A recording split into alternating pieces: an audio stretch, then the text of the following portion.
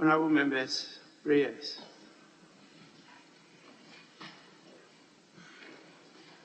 Almighty God, we humbly beseech thee to look with favor upon this Parliament of the Republic of Ghana.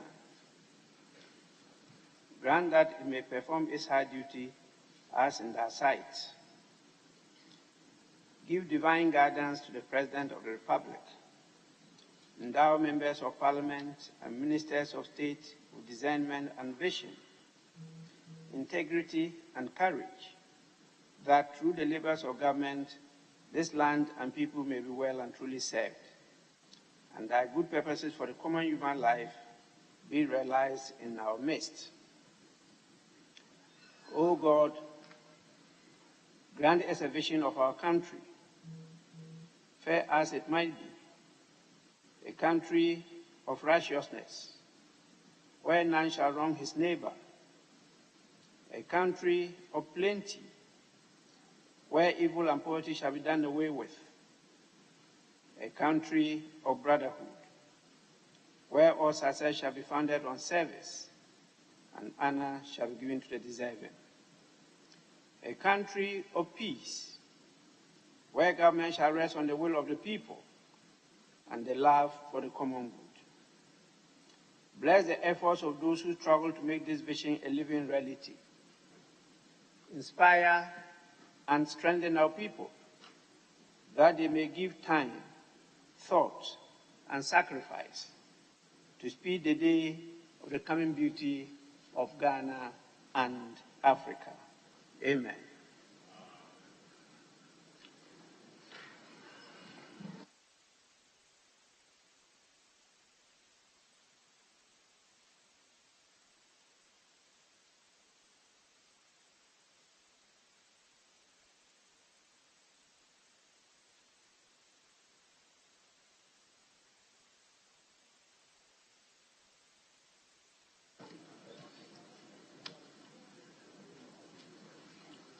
Honorable members,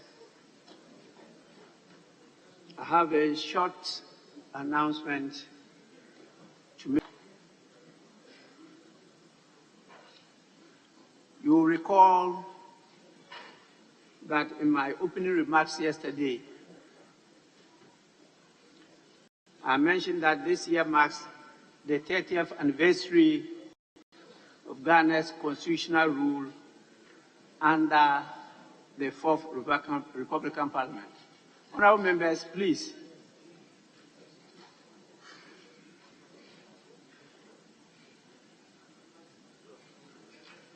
This is a significant milestone as democratic governance has been sustained for a continuous period of 30 years.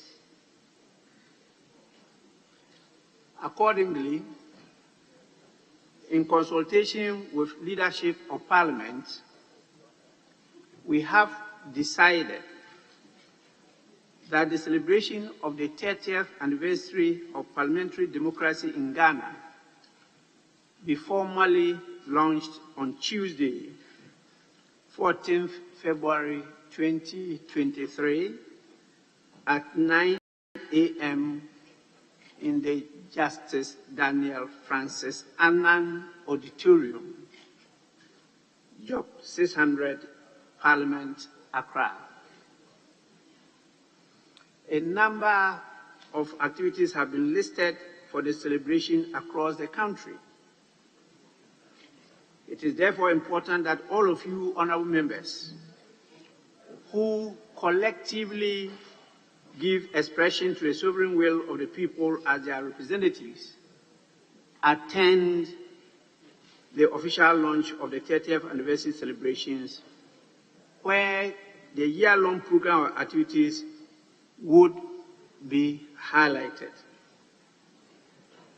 Honorable members, it's important to add that we are inviting civil society, the private sector, and some key personalities to be part of this official launch by Parliament. And I stress the presence of all of you is very essential. Thank you for the attention. We will move straight to item 4, correction of votes and proceedings and official reports. We will start with the correction of votes and proceedings of Tuesday, 7th February 2023. Page 1.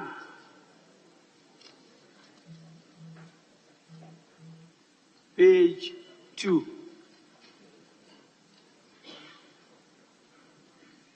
Page 3.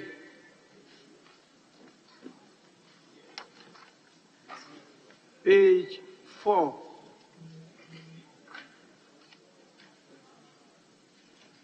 Page 5.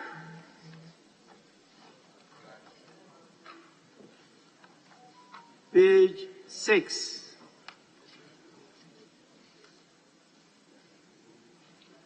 Page 7.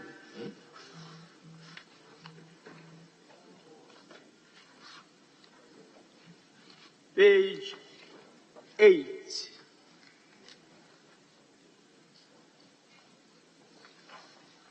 Page 9.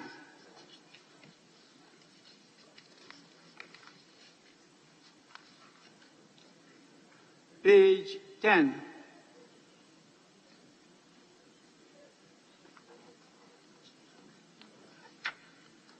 Page 11. Page 12.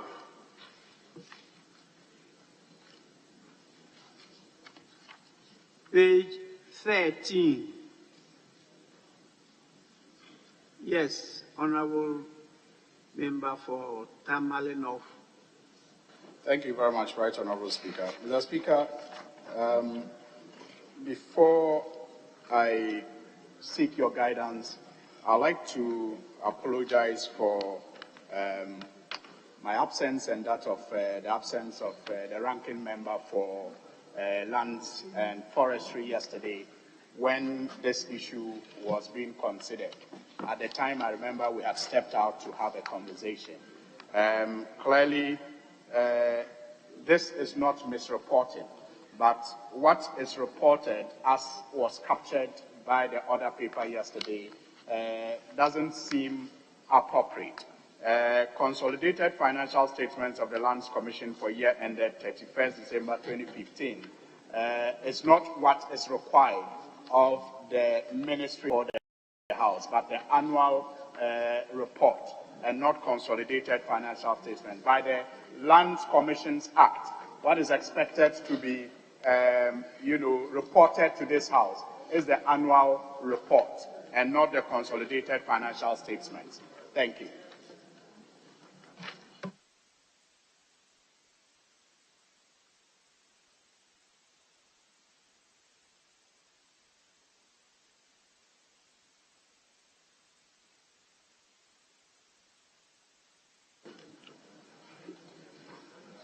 Yes.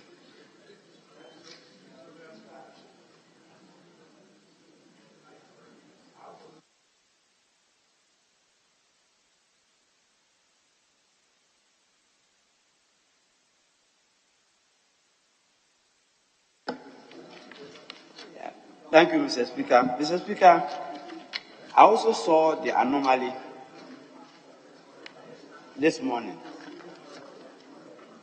Before I got a copy of today's order paper. The observation made by my colleague is correct. But because the minister this morning will be laying the annual report, which captures what was laid yesterday, I think that the way out is for the committee to take the referral, and in submitting a report, we may provide a paragraph to indicate that the annual report or the consolidated account must not be laid separately from the annual report. The audited account is a component of the annual report. And so I think that we are good to go with the laying of the annual reports. Thank you very much, Mr. Speaker. Yes, honorable members, both the Member of Parliament for Tamil North and Asutisfi South are correct. They should have come as annual report together. But since we laid the auditor report yesterday, I think they recognize the mistake and they are bringing the annual reports today. And so we'll be laying that today. It's only that we realized that yesterday the 2020 auditor report was not part of what was laid. But today, in the annual report, it's covered. The 2020 report is there. So we'll get to that very soon when we start public business. In the meantime, let's continue with the correction of votes and proceedings. I think we got to page 11. Now we'll move to page 12.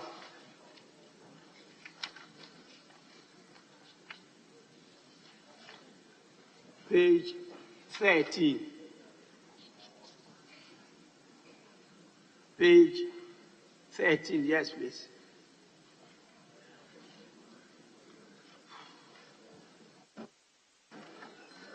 I'm grateful, Right Honourable Speaker. Right Honourable Speaker, please at page 11, item number 7, the comments by the new leadership.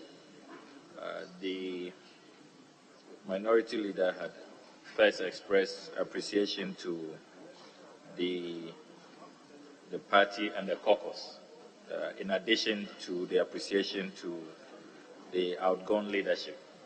But that is omitted. I thought that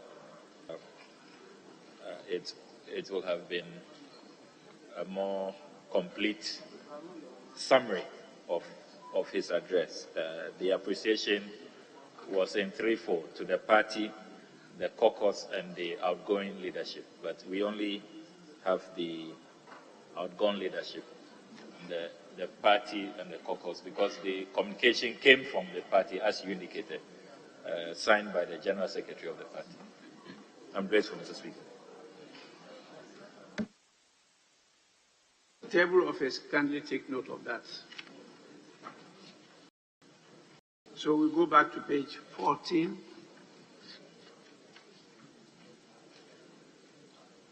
Page 15.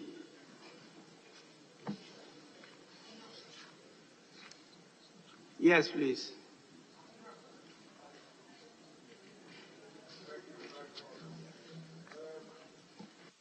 Page 15, supplementary list.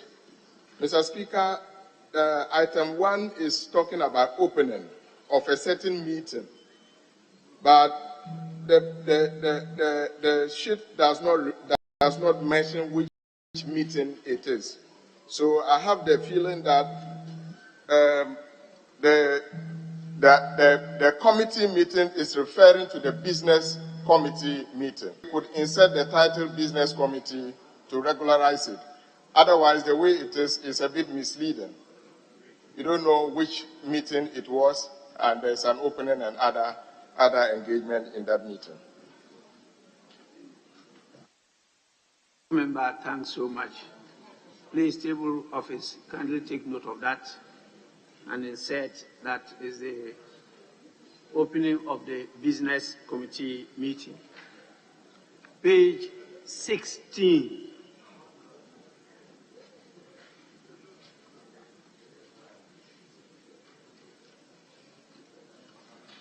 Honorable members, in the absence of any further corrections, the votes and proceedings of the first sitting held on Tuesday, 7th February 2023, are hereby adopted as a true record of proceedings.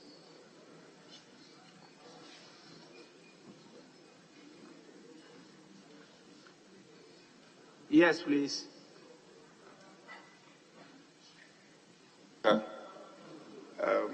With respect, I seek your kind leave to vary the order of business and for us to come on to commencement of public business, take the laying of these papers, after which we could go on to take the statement.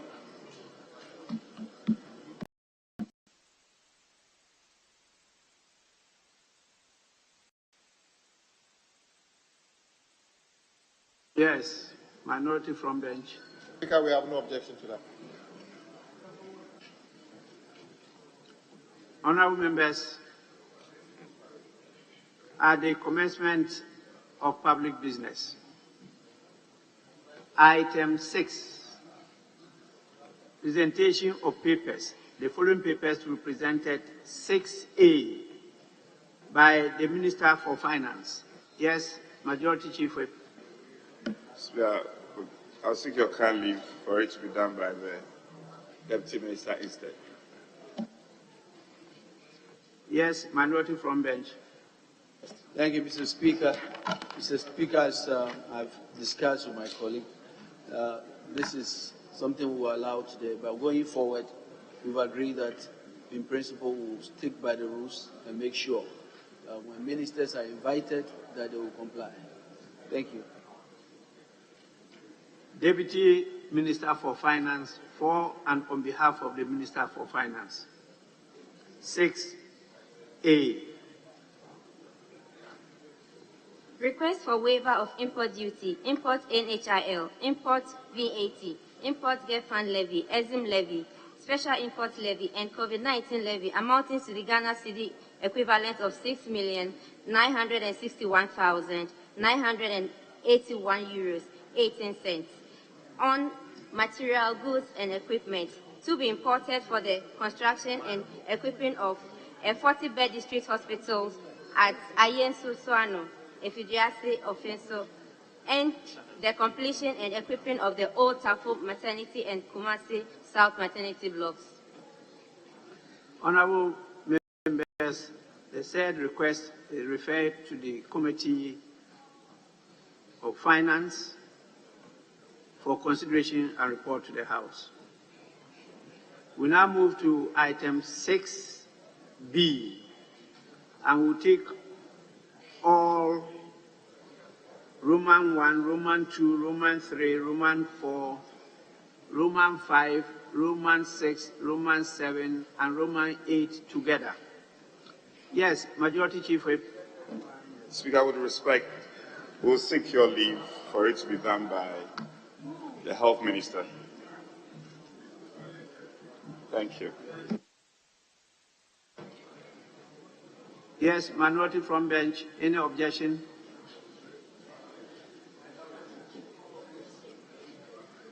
Mr. Speaker, no objection. All right, honorable members.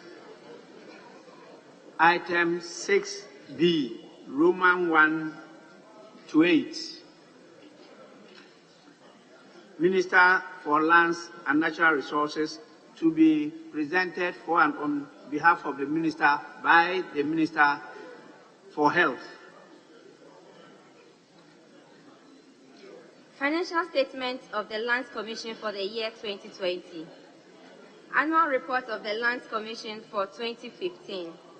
Annual report of the Lands Commission for 2016. Annual report of the Lands Commission for 2017. Annual report of the Lands Commission for 2018. Annual report of the Lands Commission for 2019. Annual report of the Lands Commission for 2020. Annual report of the Lands Commission for 2021. Honorable members, the financial statements and the annual reports of the Lands Commission of the year stated.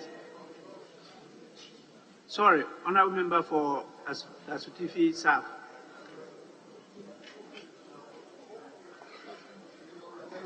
Thank you, Mr. Speaker. Mr. Speaker, when a minister is called to lay a paper, he is expected to bow. In the case of the Minister of Health, he didn't bow, he nodded the head.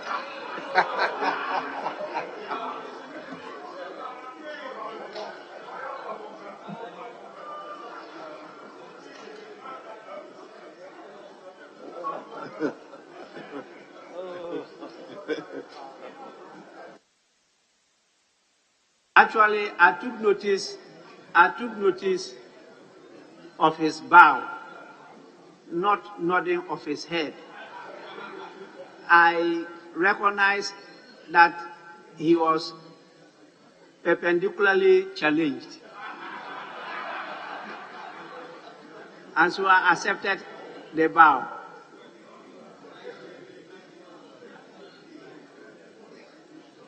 Are we okay with that? So we can move on. Honorable members, the financial statements and the annual reports of the Lands Commission of the years mentioned in item 6B are all referred to the Committee on Lands and Forestry for consideration and report to the House.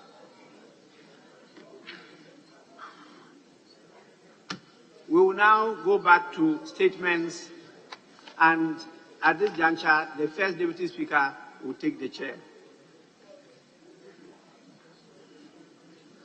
Statements. Yesterday,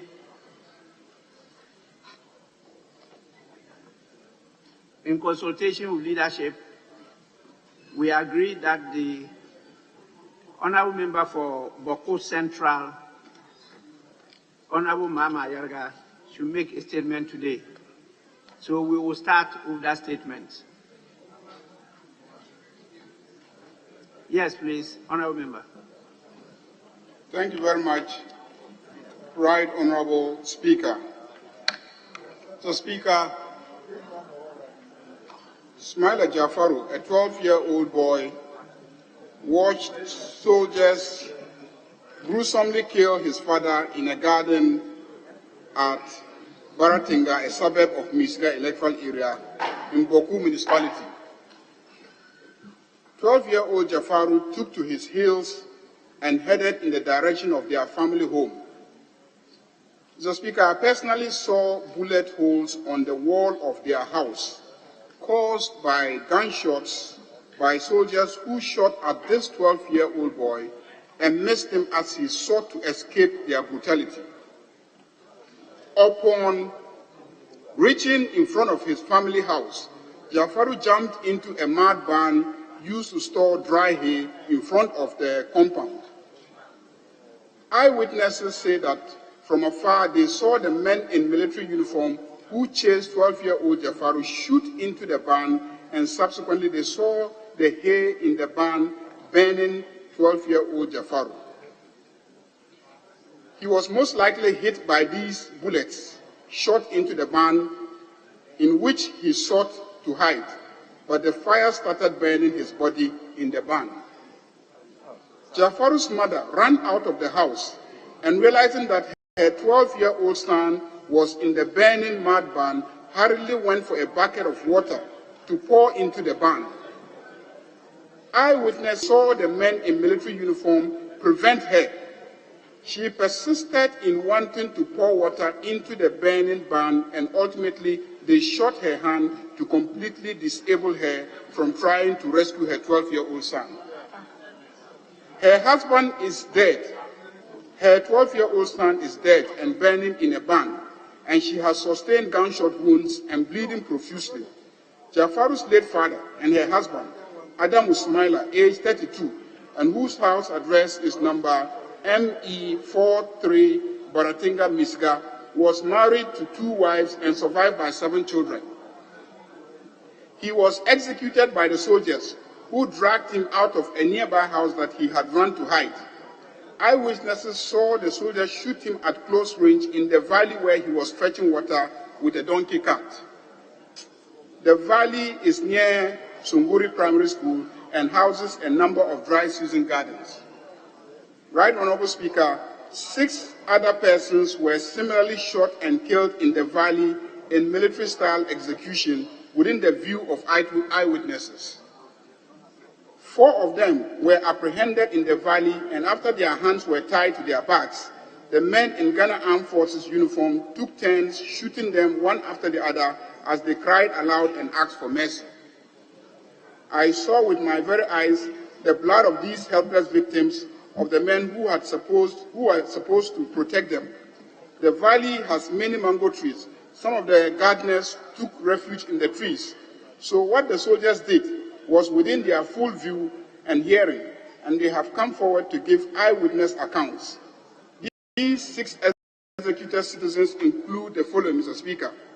1, Akudugu Bugnaba Karim, a 31-year-old nurse who was running away when he heard gunshots from the armed vehicles and soldiers on foot approaching their community. His home address is M146 Sunguri, Misiga. He was married and survived by his mother and father are still alive. Eyewitnesses confirm seeing him being chased by a group of military men, some on foot and others using the armored vehicle. This incident occurred at the same Valley of Death, near Sunguri Primary School, where some members of the community had also sought refuge. The second person was Abunbiana Madi, a 33-year-old man who was survived by 3 wives and 6 children. He lived at M146 Sunguri at the Misiga electoral area. His father and mother are still alive. He was a motorcycle mechanic, temporarily living and working in Kumasi, but had just come home to visit his family. He died of gunshot wounds. The third person was Qasim Isa, also age 33, and a resident of house number ME46, Zorgin in Misiga. He was married with 1 child. His parents are also still alive. He died of military gunshot wounds. The fourth person was Ndegu Mumuni, age 39, and a resident of house number ME23, Baratinga, Misiga. He was married with 1 wife and had 5 children. He died of gunshot wounds inflicted by the soldiers. The fifth was Haruna Kudus, age 17, a resident of house number ME36, Zorgin, Misiga. He also died of gunshot wounds inflicted by the military in the same valley. The sixth person was Ayuma Ilyasu, age 37, and a resident of Sarabogo, Pusiga. He happened to be in the vicinity. He is married and survived by 7 children. He died of gunshot wounds inflicted by the military. The incident occurred in the same valley near Sunguri Primary School. Right Honorable Speaker, these victims of military execution were either at their garden in the valley or had run into the valley from their homes upon hearing the approaching military gunfire while at home. I have personally gone into and walked around the community to observe and understand army troop movement that morning of 1st February 2023. I have met and listened to eyewitnesses who gave account of what they saw and heard. Mr. Speaker, I believe them. The Assembly member of the Misiga electoral area, Mr. Musa Bukari, braved it at the risk of being killed and approached the soldiers and pleaded with them to stop what they were doing. The soldiers physically assaulted him until he was bleeding profusely. But he stood his grounds and insisted that the soldiers must stop what they were doing. The soldiers got angry that his effort had distracted them and diverted their attention and gave an opportunity for those hiding in the trees to escape their killings. Please join me to applaud and recognize the bravery and heroism of the Assembly member, whose actions saved several lives that morning. He is slowly recovering from his wounds. May God bless this brave and courageous leader. Right Honorable Speaker, the Ghana Armed Forces did not deny the various killings. In a widely publicized statement, they mentioned that they neutralized armed men in Gosensi Valley that day. Mysteriously, they did not retrieve a single weapon from any of the alleged combatants. Their explanations are clearly untenable. Right, Honorable Speaker, the military in Boku have been inflicting brutality on both sides in the conflict. On 26 January, they shot and killed Imoru Salifu in front of his house in Patalme in Boku Township. He was aged 59 years. He was a resident of house number J25, Patalme, Boku. He is survived by 2 wives and 6 children. Dauda Salifu, also aged 60 years, was shot and killed in front of his house at number J24, Patalme, Boku. He is survived by a wife and 5 children. The incident occurred in Patalme on the 26th of January, 2023. Both in the township and the outskirts of Boku, we now have evidence that the operational style of the military has evolved to include shooting and killing citizens that they have been tasked to protect. I wish to condemn all such reckless killings. I equally condemn any act of killings by all the factions themselves in the conflict in Boku. No one has legal authority to deprive any innocent citizen of his life. It is unacceptable that youth have drawn lines that cannot be crossed by the other factions. Those in the township must live in freedom and be able to travel out in safety. Those in the outskirts of Boku must also freely access the central township. Let me also condemn the action of those who have mounted roadblocks in the past in the environs of Boku and the northeast region and engaged in armed attacks of travelers from Boku. We should be a community governed by laws and not the might of guns. I call on all, including the youth on both sides of the conflict, to respect the sanctity of lives in Boku. I urge the youth to appreciate that the military was brought in to protect lives and property in Boku. The military must also realize that they are dealing with human lives who they have a duty, first and foremost, to protect, even in very trying circumstances. I will engage the military constructively on the way forward. However, I call on Parliament to look into the military brutalities and their operational style in Boku. I have petitioned the Commission on Human Rights and Administrative Justice to address these specific egregious human rights violations occasioned by these cold-blooded executions by the soldiers of Boku.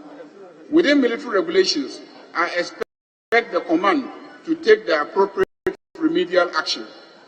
As a nation, we should leave no stone unturned to ensure the accountability of every organ of state, including law enforcement agencies like the military.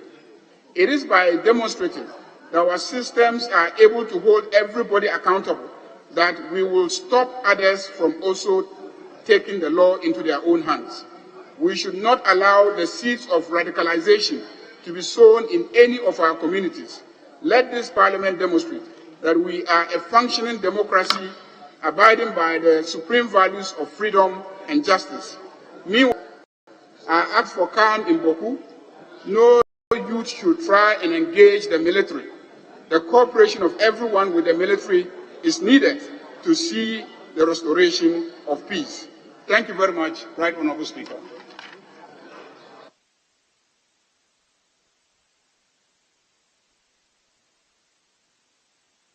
Yes, Honourable Member for Pusiga.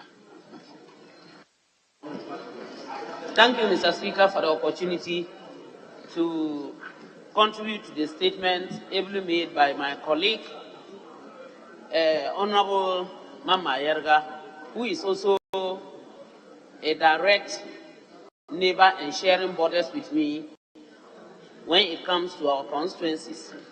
Mr. Speaker, I wish to first of all extend my condolences to families of those that I have not been able to visit and wish all the departed souls a peaceful resting place. Mr. Speaker, it is with a heavy heart that I rise to contribute to this statement. I had spoken to Ilyasu Ayuma in the morning before the killings took place in which he is part. Mr. Speaker, the issue of Boku, the crisis and the involvement of the military is a pity. It's very, very unfortunate I have always known and believed that it is very important that the military are brought in order to stop the heinous killings and all the atrocities that take place. But unfortunately, several times we have been compelled to listen and to swallow with pain the involvement of the military in killings of some of our natives, our people, and for that matter, civilians who are not even part of it. Mr. Speaker, the pain of it is that women and children are equally brutalized and killed in cold blood. Mr. Speaker, for this statement to have been made today, some of us have directly been affected. But what can we say? All we need is that we, the lawmakers, the government, the military itself, should rise and make sure that all these killings come to a stop. Some of us believe that if the military are to do the right, there wouldn't be anything like hearing a 12-year-old boy being killed in a barn. A barn is a place where foodstuff is being stored in a house. That means that the military went up to the house and did what they did, ensured that they killed this boy. And you can just imagine a mother watching that her 12-year-old son is in a barn being shot at, and when the barn catches fire, she runs with water to pour on the burning, the flame. They stop her and not only end there, but shoot at her hand. Meanwhile, she is carrying twins. Mr. Speaker, this is heart-wrenching. It's a pity, it's a shame. That morning, Ilyasu had told me that he will be going to the garden because I was also on my way to my constituency. Only for me, hours later, to have heard that he has been killed. Mr. Speaker, the question I ask is that, is it right for the military to follow and shoot at civilians who are not armed? Is there no way by which these military persons or individuals could have arrested them? At least, if I do not know anything about how the military should intervene, I know very well that even if persons or individuals are suspected, they should be arrested and made to face the law, but not to be shot at. Mr. Speaker, just as you have heard Honorable Ayarga mentioned in his statement, there isn't a single weapon that was retrieved from all the persons who were killed. Not a single weapon. Nothing to show. So why will they kill them? Why will they shoot at? How do you look at a human being, just shoot at a person as if it was a prey that you had been looking? It is very painful and unfortunate. Mr. Speaker, we go to our constituencies, especially we those in the Upper East, because some time back, even in Walwane and other places, we have gotten complaints of how people try to block those who were coming from Boko and traveling to either Kumasi and other places. We travel to our constituency with fear. With fear. We sleep with so much fear because we do not know what will happen in the next minute. Mr. Speaker, please let us take up this issue and ensure that this long, I don't know whether to call it a war, a crisis, or whatever. More than 40 years, it cannot be resolved. As a country, why can't we take this matter up and ensure that it is resolved? Why can't the government intervene? Why can't we come up with a strategy to stop this? And if anything at all, there should be some serious investigation, Mr. Speaker. Last but not the least, Mr. Speaker, there should be serious investigation on this particular incident, because we have nothing, we haven't heard anything, we haven't seen anything to prove that these people were on the battlefield, if I may call it, for lack of a better word, and that led to their being shot at and killed. Mr. Speaker, with these few words, I thank you for the opportunity and wish us all the best. I intend to give 2 more opportunities to those within that enclave.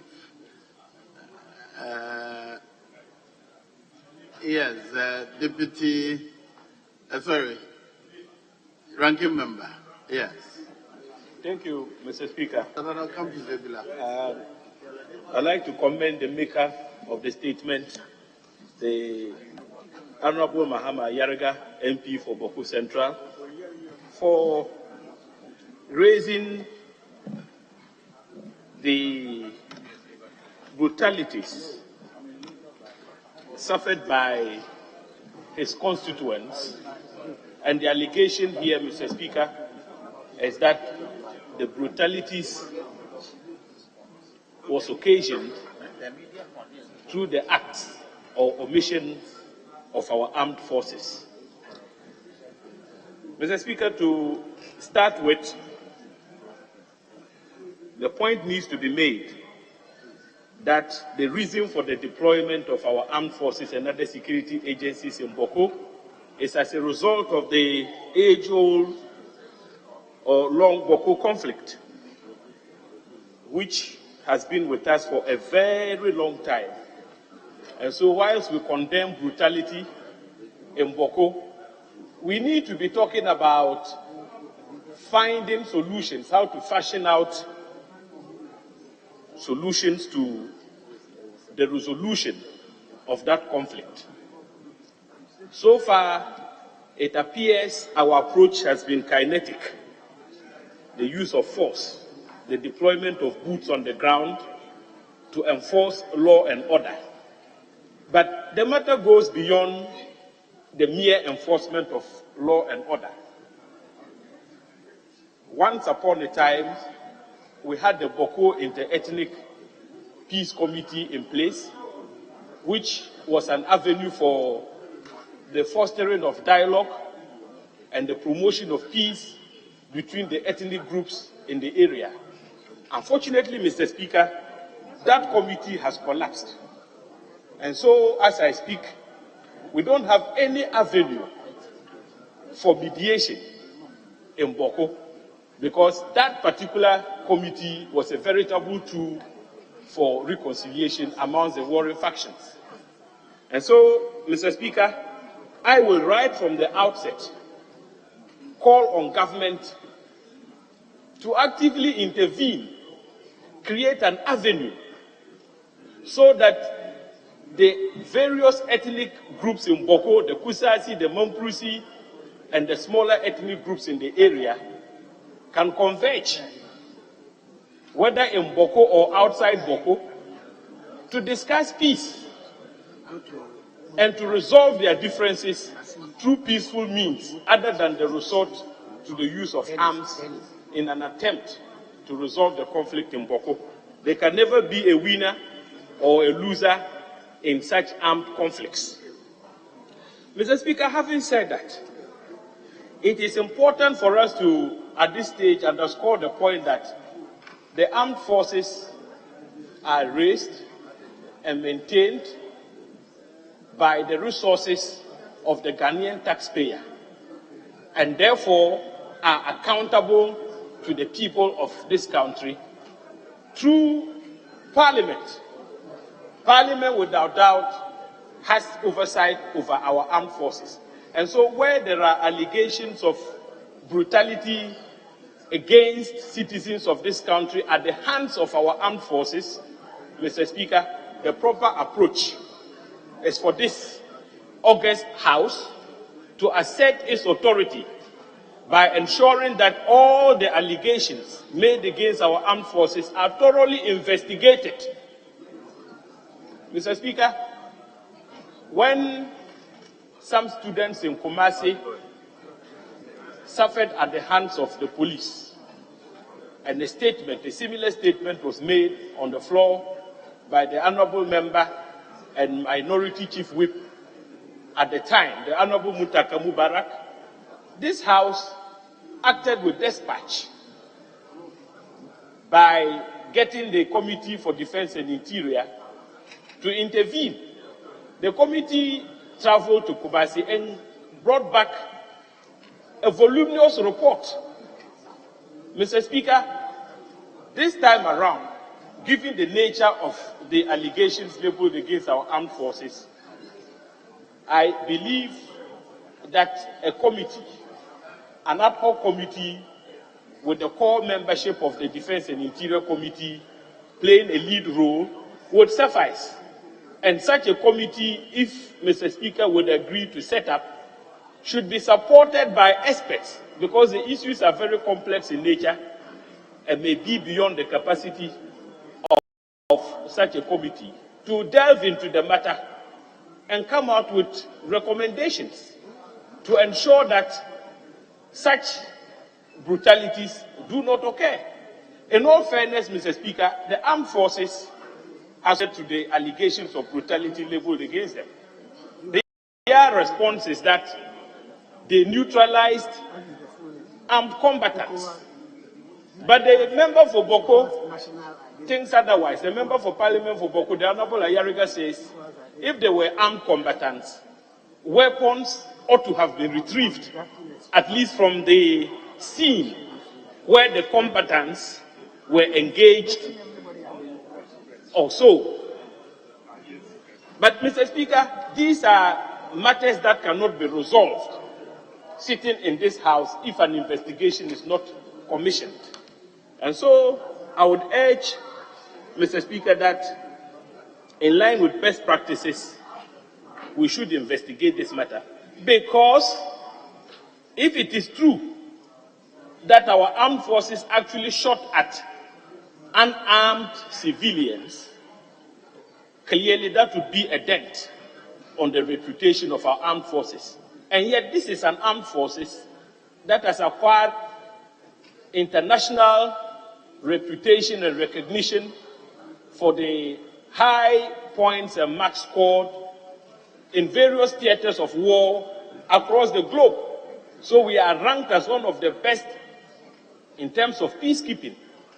Some of these accusations and allegations, if not cleared, Mr. Speaker, can create troubles for the future participation of our armed forces in the resolution of global conflicts. And so we need to take a very serious view of this.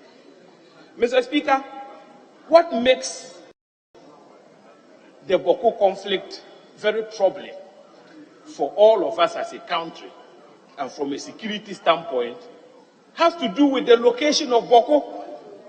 This is a town which borders Burkina Faso and Togo at the same time. The part of Burkina Faso that borders Boko, Mr. Speaker, is facing terror threats. So many terror attacks have been recorded in territory inside Burkina Faso, very close to the Kulungungu border. Mr. Speaker, with the conflict raging in Boko, if care is not taken, Boko can become the weakest link for the infiltration of terrorists into our country. And that is what even makes it more compelling for us to see or treat the Boko conflict as a national issue. It is not just a conflict between Kusazis and Mampruzis. It is a crisis which has escalated to the point where we need to treat the Boko issue now as a national one and give it national attention. On that note, Mr. Speaker, I would appeal for calm once again in Boko. I would extend my deepest condolence to the victims in Boko. And the maker of the statement made it clear. The victims are drawn from both sides of the conflict. He made that observation in his statement. And so this is not a matter which should be treated as Kusasis, falling victim to brutalities, or Momprisi falling victim to brutality of the security agencies in Boko. It is a matter of concern for all the people living in and around Boko. Mr. Speaker, I thank you for the opportunity. Thank you to the honourable member for Zebula and former leader of the House. Thank you. Before I come to you, honourable minister.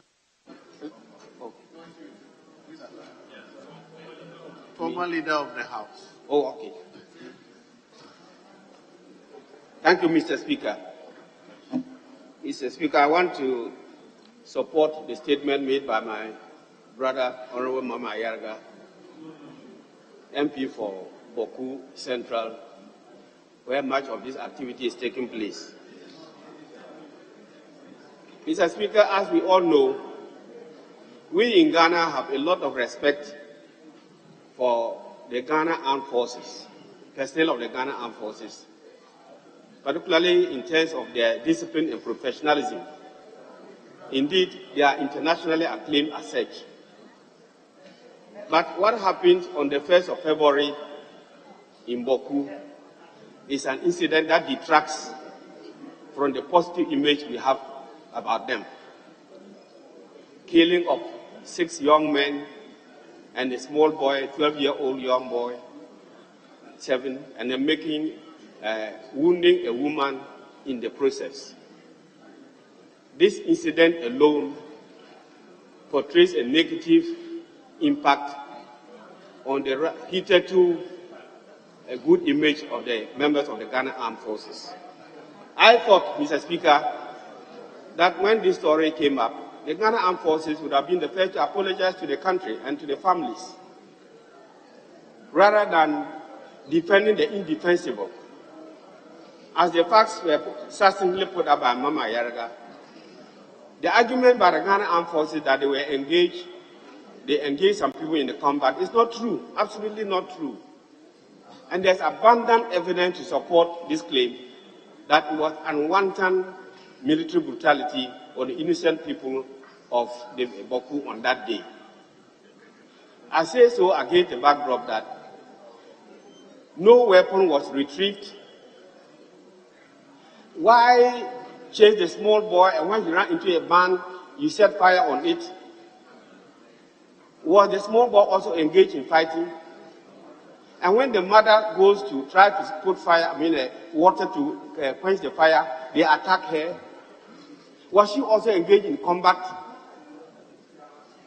And when the assemblyman of Michigan confronted them and said what they were doing, the exercises were not good, and they beat him to pulp, was he also engaged in the combat? These facts suggest clearly that they were on the front of their own, if anything at all, and not that they were there to defend the people. Mr. Speaker, this is not the only incident that we know about. Last year, we, the 6 MPs from the area, from Kusau, had opportunity to visit Boku. The combined army and police personnel in Boku attacked a village called Bobula. They chased the people into their homes, even called somebody out to come out of his room and ordered him to run, and then they shot at him. They burned foodstuffs, vehicles, motorcycles, and what they could see on site. This detracts from peacekeeping. These incidents detract from peacekeeping.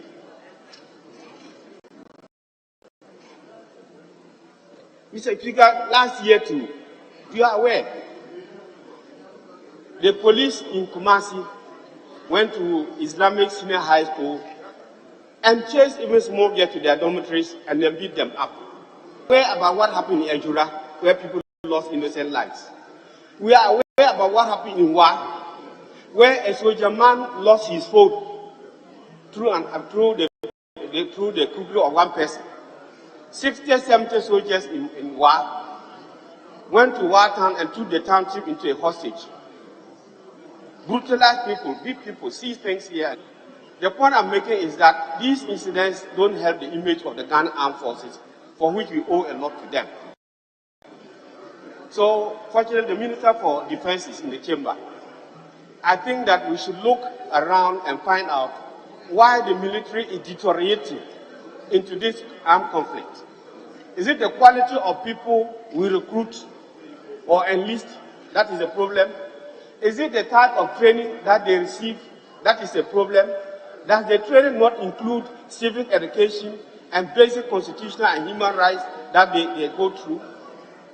Is it that when they go to keep the peace, they become frustrated? Or is it that when they go to keep the peace, they want to use human beings to experiment their training because they are not in the war front? There must be some justification for the activity that they embark on these days. And I think that it should be a national concern for all of us that people who have spent so much to train, buy uniform, buy arms for them, are now turning their weapons on innocent civilians rather than keeping and protecting the people of this country. It's a national concern that we must all be concerned about. It's a national issue that we must all be concerned about. It's pathetic and it doesn't augur well for the future of this country. Mr. Speaker, like Honorable Ranking said, Honorable Agaga said, Boku is in the spotlight now, and government must pay attention to Boku, events in Boku, because of the threats of the jihadist extremists, armed robbers from Burkina Faso and then our neighboring country, Togo. About 2 weeks ago, jihadists attacked some villages bordering my constituency, and 4,000 Burkinabe refugees ran into my constituency. Earlier, some had run into Boku Central constituency. So, it takes time. One day we can be overwhelmed. Boku has become very vulnerable, not just to the precisely and Mapulis and other tribes living there, but the whole of this country. And that is why I support the call that the issue in Boku has taken a national character and not a district or an ethnic matter. It's a national issue that we must all be committed to. Otherwise, at the end of the day, we say had I known, and we all know that had I known is always at last. We must pay particular attention to that.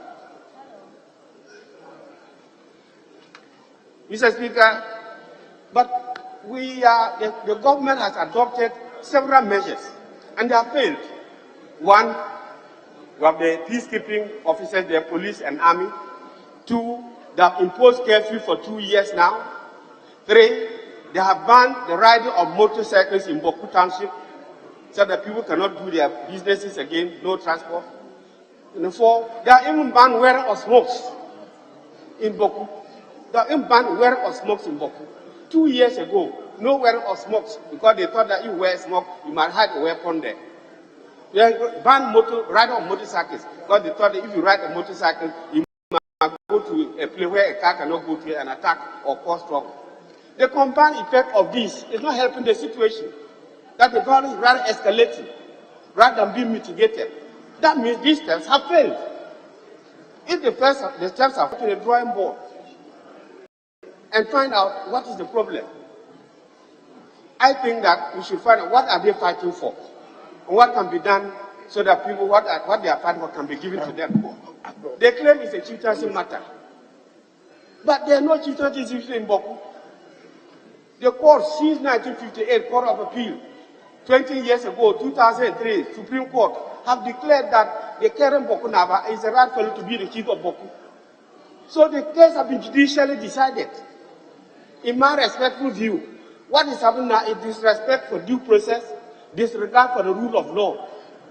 And I think His Excellency the President has taken an oath to uphold the Constitution, to respect due process, and to uphold the rule of law.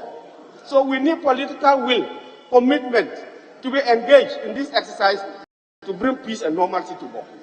We need political will. We need commitment to be able to solve this problem. Because all the measures of peacekeeping, don't wear smoke, don't ride a motor, etc., have all failed. And people are dying every day. Last night, 3 people. In addition to the 10 that were killed about a week ago. For how long can we continue to have this? Boko is not a good example of the peaceful country of Ghana that we know of. It's not a good example. I humbly pray that government will and all of us as a country will wake up and find ways and means of solving the problem. It is not a big issue. People must be told in the face that we must respect the rule of law. People must be told in the face that we must respect due process. In the absence of due process and rule of law, then we are not a country. So I want to associate myself with the sentiment expressed by previous speakers and say that there's urgency on the part of government to address the insecurity in Boko, because at the end of the day, we'll all be unhappy about it. Mr. Speaker, thank you. I also want to calmness. I urge both Kusasis, Mampris, and their sympathizers that no amount of killing can get you what you want. You cannot become a chief by killing people or burning houses, etc. You cannot. You cannot. So we must coexist because there's a lot in common between the people there. Boko used to be the town that everyone wanted to go to. Now nobody wants to go to Boko. It's a deserted town. Banks are closed. Schools are closed. Health facilities have been run down. Nurses and doctors have left. So I think that it's a national case. Boko has become a national appeal for us to undertake because nothing good is taking place there. Thank you so much. Yes, Honorable. Oh, all right. Otherwise, I'm going to give it to the minister. Yeah, Mr. Speaker, thank you for. Mr. Speaker, thank you for the opportunity to add my voice to the statement ably made by our colleague whose constituency is affected by this conflict. So, Speaker, if I heard Honorable Ayamba right, she said the conflict is over 40 years. And on page 3 of the statement, these are the words of the maker of the statement, which I want to echo for our collective consideration. Both in the township and the outskirts of Boko, we now have evidence that the operational style of the military has evolved to include shooting and killing of citizens that they have been tasked to protect. I wish to condemn all such reckless killing. I equally condemn any act of killing by all factions themselves in the conflict in Boko. Mr. Speaker, the maker of the statement is condemning the killing by the factions themselves. These must be emphasized, that the factions themselves are killing each other, and that is not right. He again goes ahead to say, no one has legal authority to deprive any innocent citizen of his life. So, Mr. Speaker, again, the maker of the statement is telling us of the behavior of individuals that affect law and order. And he again says that it is unacceptable that the youth have drawn lines that cannot be crossed by the other faction. So, Speaker, this is a very serious matter. On this matter, the maker of the statement is not talking about the lack of political will, but he's talking about the situation, how the factions themselves, how the youth are making life difficult. And this is coming from a member of parliament from the... Please. The statement Honorable Ayariga made is about the military. If it was about one faction, I would have then recognized you. So let's speak. I've admitted 4 from here. I was actually going to give it to the minister, but there appeared to be pressure coming that I should give it to another faction. Please, on this occasion, there was no factionalism. It's about the military. Let's deal with the military, please. Leader, kindly continue. When he finishes, I'll hear you.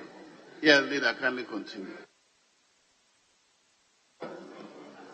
So, Mr. Speaker, the maker of the statement concedes that the factions in this conflict are making life very difficult for law and order to be enforced. And he's very clear in his language, without any ambiguity. So, rooting this through the earlier comment by Honorable Ayamba, I dare disagree with a submission which created an impression that there's no political will to solve the problem. That should not come into play, because the maker of the statement is clearly defining the remit of the conflict. He says that the youths are lawless, they've drawn the line, the youths are making it difficult for law enforcement to do its work, the youths are killing themselves. These are the words of the maker of the statement. And he says that it's not one-sided. Let me go on with the analysis of the statement further. Again, he says that those in the Boku township must live in freedom and be able to travel out in safety. Those in the outskirts of Boku must also freely access the central market, central township. Let me also condemn the actions of those who have mounted roadblocks in the past in the environs of Boku and the northeast region and engage in armed attack of travelers from Boku. We should be a community governed by laws and not the night of guns. Mr. Speaker, these words must catch our attention as legislators. These are the observations of the Member of Parliament of the very constituency that is under siege by the very people themselves, according to him. We cannot, as legislators, engage in blame game here, i.e. NDC against MPP. No, this is not an NDC matter or MPP matter. This is not a matter of government against opposition, nor opposition against government. From the words of the maker of the statement, the individuals are making life difficult. I wonder how the MC is functioning. I wonder how the regional minister is doing his work. I wonder how the assembly members are working there, especially when the maker of the statement says that the members of the community are not cooperating and is urging them to cooperate with the military, with government officials, with their chiefs, with other opinion leaders, and even committees of parliament that may have the honor of visiting there to work with them for peace. So whether you are a Kusasi or a Mampushi, the maker of the statement is telling us that your actions are causing lives and property and causing poverty. And the maker of the statement again is telling us that these are own goals. He's not talking about outsiders getting in. And having made this point, let me now talk about the infiltration. That terrorists will now take advantage and enter because, Mr. Speaker, your own house is under fire, caused by you yourself, according to the maker of the statement. So, Mr. Speaker, how do I conclude? I conclude by saying that the military must also, in spite of provocation, must know that citizens of this country, no matter what, their lives matter. But the citizens must also cooperate with law enforcement. Very, very important. Boku is part of Ghana, and we cannot allow that spot to continue to burn. Whereas people are calling for roads and asking for schools and hospitals. If Boku is burning, can we build the schools? Can a doctor accept posting to Boku? Can a nurse accept posting to Boku? Or even if somebody is injured, would a nurse have the courage to treat the person, or a doctor have the courage to attend to the person? These are matters for our consideration. So, Mr. Speaker, This calls for our very reasonable approach to the problem, not to be very emotional, not to attempt to even do politics with it, and by extension attack the government. It is for us to fashion out what it takes to ensure peace in Boko, since the maker of the statement has told us the source of the problem, has disclosed what is causing this problem to escalate, has disclosed what is making government's intervention difficult. I thank him for being candid. I rest my case without more.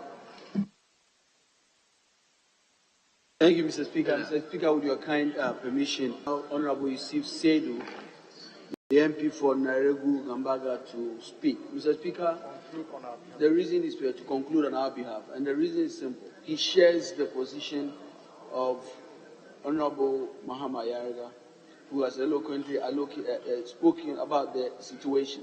But more importantly, because he is in that area and the sensitivities of the issues there, I think his voice must be heard on this issue. Mr. Speaker, thank you. Yes, I think you should assist us to manage the House. Unless he's coming to add to the facts. Unless he's coming to add to the facts, the issue is the same. I think that this is not intended to give people the opportunities to show their face. You can always use the back room press conferences, but on the floor, let's please work together. Please. Thank you, Mr. Speaker. I'm Arden. Thank you very much. And I want to appreciate this huge opportunity you have given to me to contribute to this statement on the floor. And I also want to associate myself with a statement made by Honorable Ayarga. I see that it has to do with fairness. It is not about one tribe. He's talking about military brutality, which I share in it. Because under what circumstance will a 12-year-old boy who is in a food bank be killed? And for what reason should that infant be killed? So, Mr. Speaker, it is a worrying situation, and I think that we have to look at it on a broader perspective. That is not the only issue that he spoke about. It has to do, it's not an isolated situation in Boku.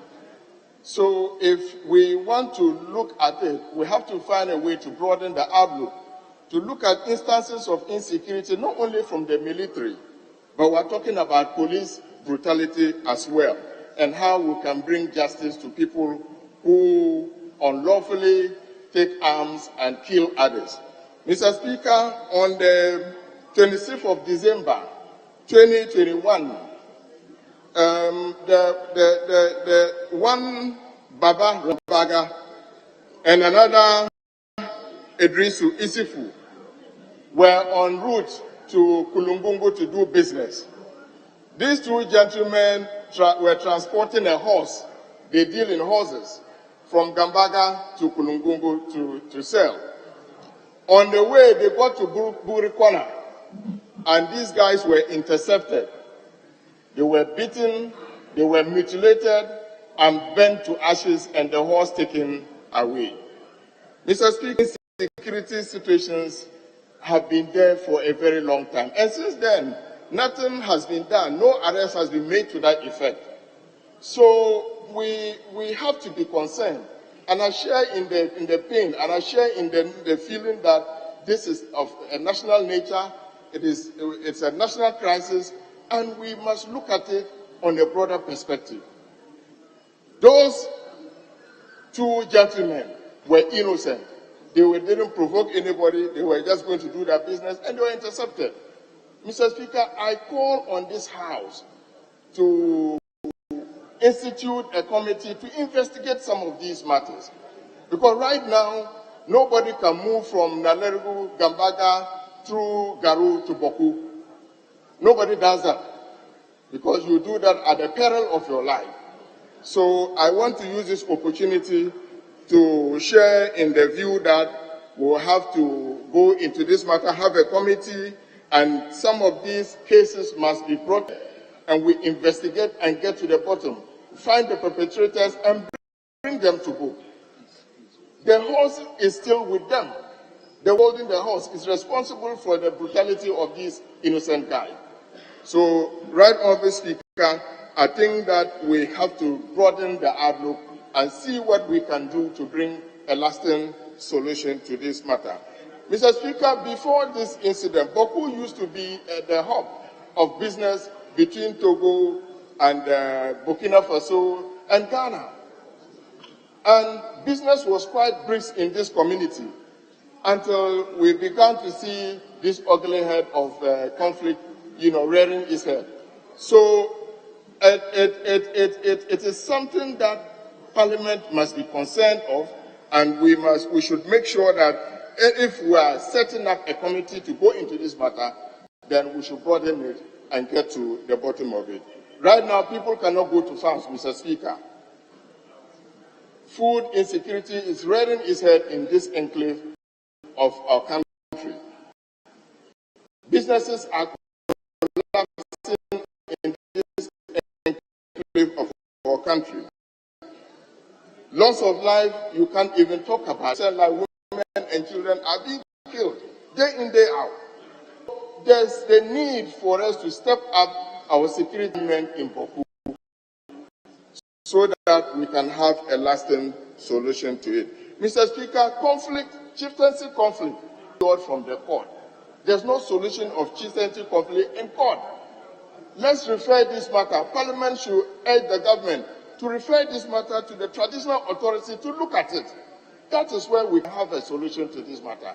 Until we sit round table, Mr. Speaker, to negotiate, until we speak round table to negotiate this matter, for us to trade off, have a lasting solution to this matter. Mr. Speaker, no court has ruled that one particular person is a chief of Boku. We don't have that evidence. That is why these matters must be transferred to the traditional authorities to look at it. Mr. Speaker, on this note, I want to urge, on this note, Mr. Speaker, I want to thank the maker of this statement for coming out with to put our securities up there to do their work and protect life and property. On this note, Mr. Speaker, I thank you very much for giving me this opportunity. Thank you. Yes, Honorable Minister, your men are accused of brutalizing residents of Boku. What do you say to that? Honorable Minister, yes. Thank you, Mr. Speaker. Mr. Speaker, thank you very much for the opportunity to respond to this particular statement. Mr. Speaker, I speak with a lot of experience because I have lived virtually my entire life in an area where there has always been conflict. Mr. Speaker, it was 5 years when the first conflict started in my area. By the time I got to, Mr. Speaker, 15 years, there was another 19 years, there was another conflict, and a third conflict when I was 20 years. I've seen how soldiers operate, I've seen how police operate, I've seen how combatants operate. So, I speak with that experience. And so I'm very impartial when it comes to issues of Boku and the surroundings. And I'm happy, Mr. Speaker, that two members from the opposing side, one believes that the chief sentiment matter has been settled, Honorable Ayaga, and the honorable member for Nalego believes that the chief sentiment matter has never been settled. That's what he said. He said no court has ruled in Ghana. And you believe that the court has ruled it has been settled. That is the source of the conflict. If members of parliament who represent people are here and they have divergent views, which their views can kill people, that is the source of the conflict. But what do? Soldiers have now been put in the middle of this conflict. Remember, the soldiers are human beings like us. And they have not been put in the middle of this conflict. But, Mr. Speaker, there have been political will from the Nana Addo Dankwa Akufo-Addo government. So let not be said that there's not been political will. The then chieftaincy minister, the honorable member for Hunter West, went to Boku and made the people of Boku aware that as long as the Boku Naba is attending the regional House of Chiefs and the National House of Chiefs, we in government recognize him as the legitimate Boku Naba. Mr. Speaker, that is the first time that a government in our history has done that. No other government in our history has ever done that. So let it be known by those who think that there's no political will, that there's been political will from this side of the House. Because no government in our history. 2, Mr. Speaker, I went to Boku with the Honorable Minister of Interior.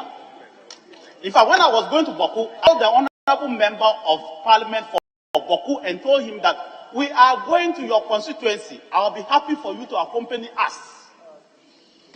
He told me he was in Nigeria, so he was not. He was wishing us well.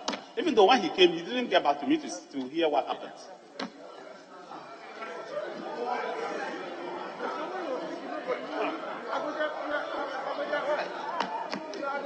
Mr. Speaker, and I told them, Mr. Speaker, the honorable member is now the chief whip of this side, front bench. So rising like this you should tone down. I've sat at that side before. Mr. Speaker,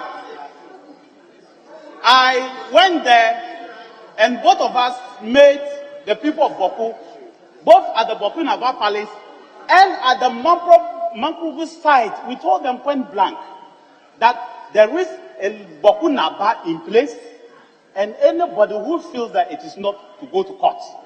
And the man president said, we will go to court.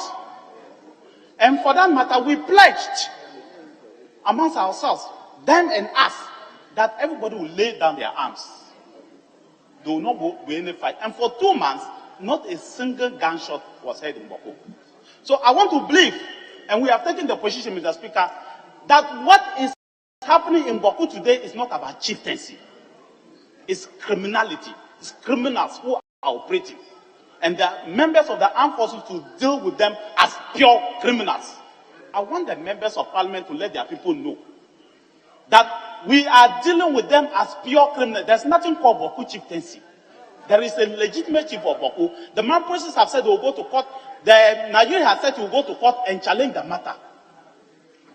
That's all that we know. We want the members to assist us. If they have voices there, which I know they do, to that there is not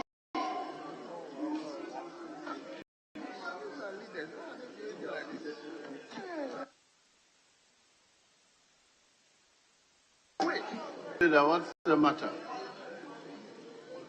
Thank you, Mr. Speaker. Mr. Speaker, my respected honorable member, the Minister of Defense, it was really on the right track, but his speech at the later points is generating debate.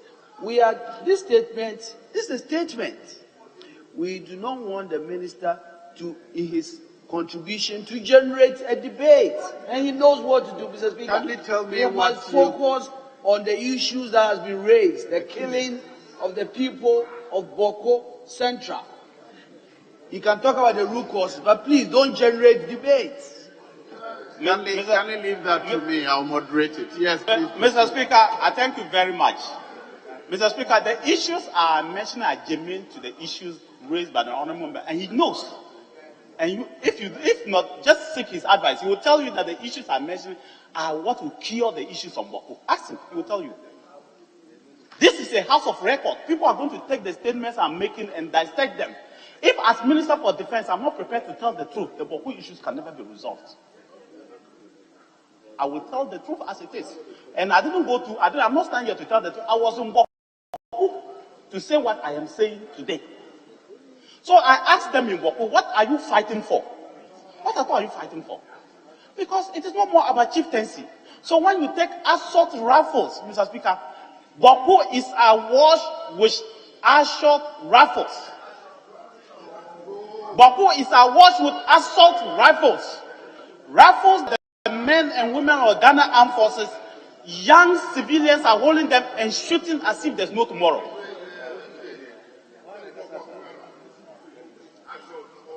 Mr. Speaker, if we don't treat Boko as a special case by the armed forces, it will lead to problems in this country.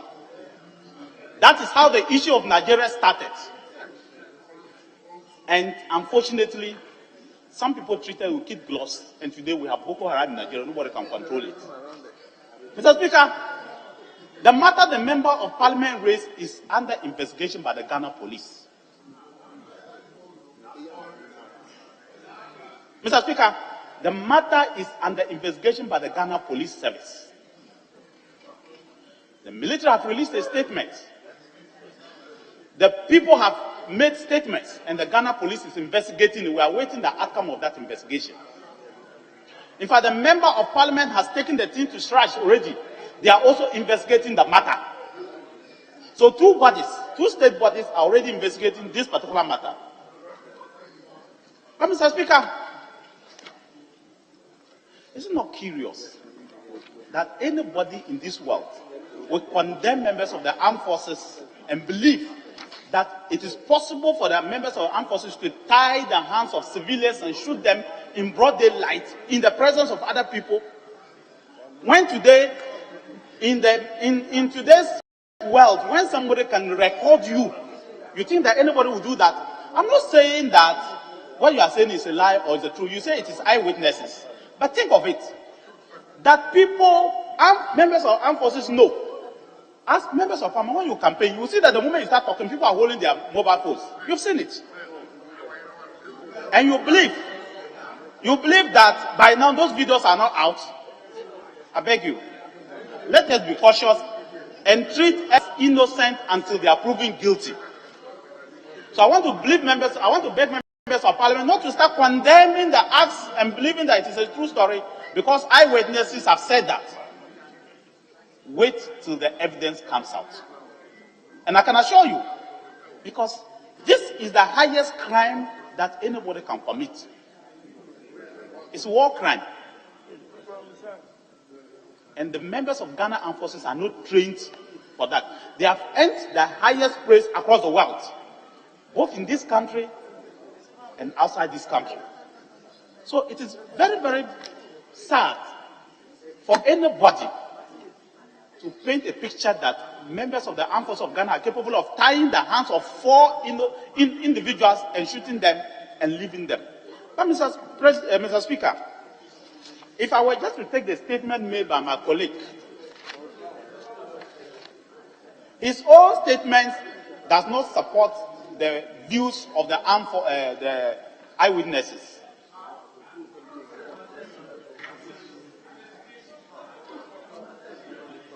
Mr. Speaker, he says that the 5 people who were executed include the following. First, he says 6, but he says 5. 1, Abugna Karim. The eyewitnesses say that Abugna Karim was chased by the military using armored vehicles and people on foot. I'm just analyzing his statement. At no point did he himself conclude that Karim was killed because his hands were tied at the back. And Mr. Speaker, if you read through Mahdi, Issa, Mumuni, and Kudus, at no point did he conclude in his statement, even though he started by saying they were tied and killed, that these people were tied and killed behind them. No. It is true that these people were killed. And I send condolences on the members on my behalf and on behalf of the military as well as on behalf of the Ghana Armed Forces to the families. But let the investigation come out first. 2, Mr. Speaker,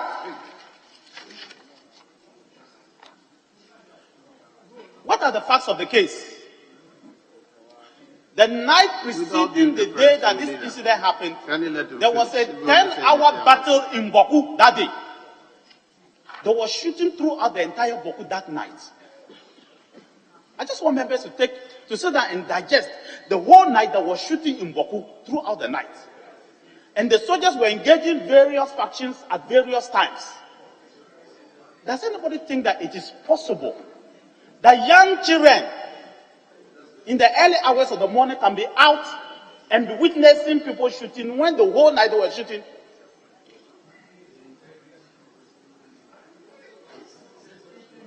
But unfortunately, the integrity of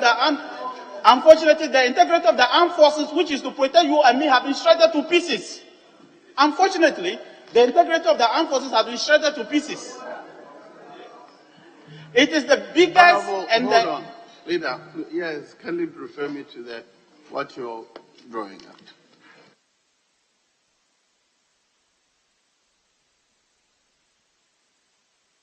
Of the statement maker. And so, Mr. Speaker, I rose on order 932 that it shall be out of order to use offensive, abusive, insulting, blasphemous, or unbecoming words, or to impugn improper motives of any member. Mr. Speaker, the member of Parliament has given a statement describing incidents. The Honorable Minister of Defense, in his contribution, can speak to that statement, but to impugn or to imply that somehow the statement has been questioned the man's own credibility in that contribution is completely out of order. You have not been there. He has been there.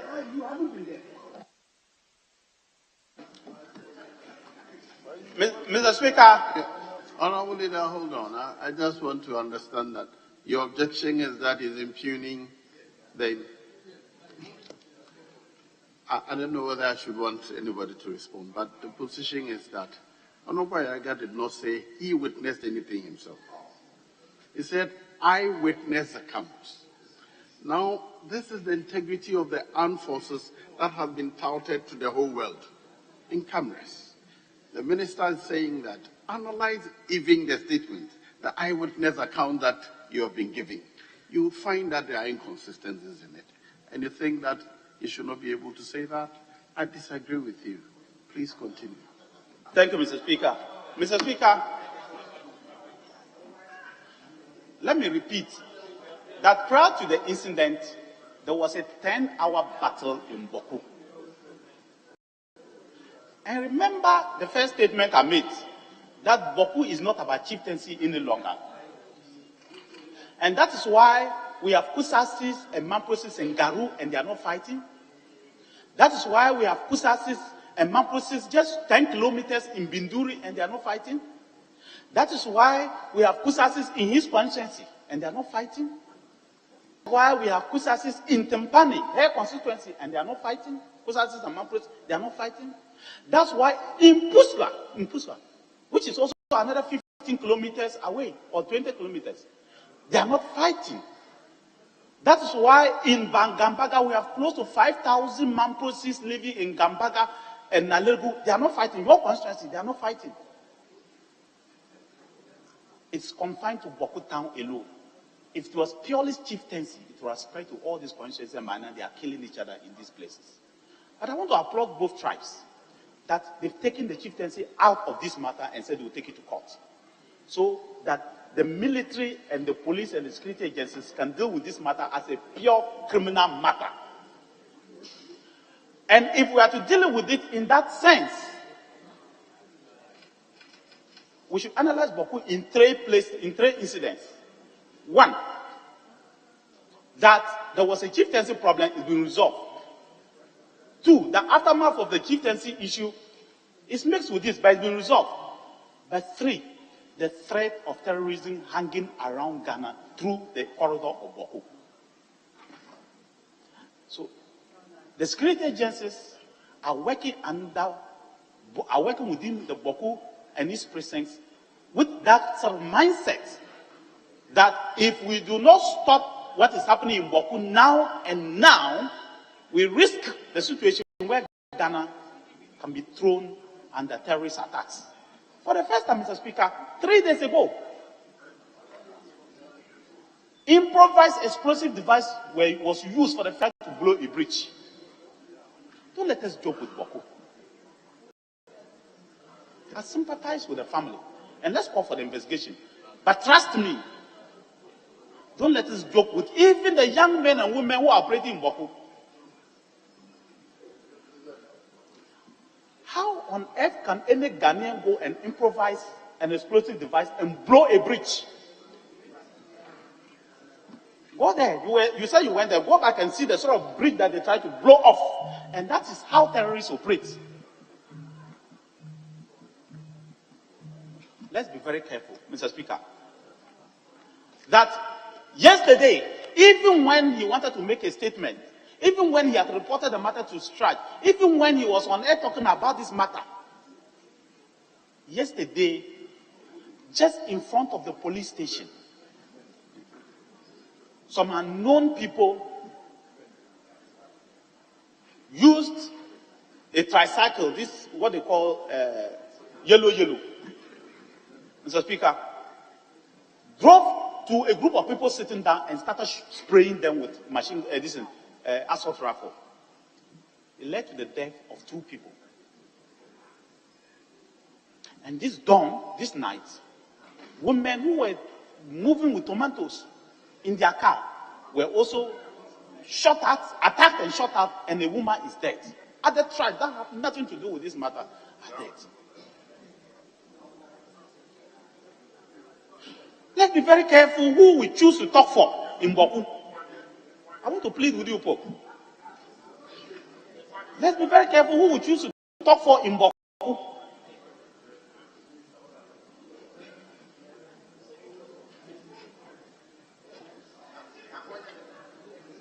Mr. Speaker, I can say that government on its part has done what it has to do to ensure that Boko is peaceful.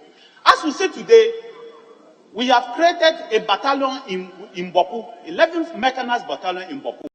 So we have 400 soldiers in Boko today. That's the first solution we have done.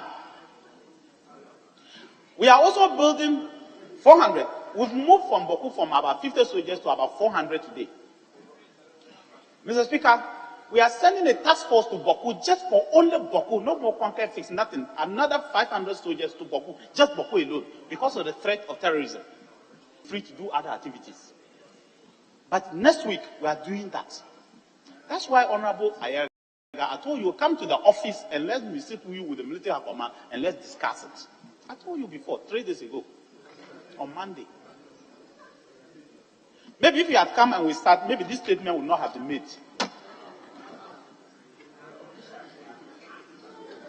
Yes, leader. Yes. Mr.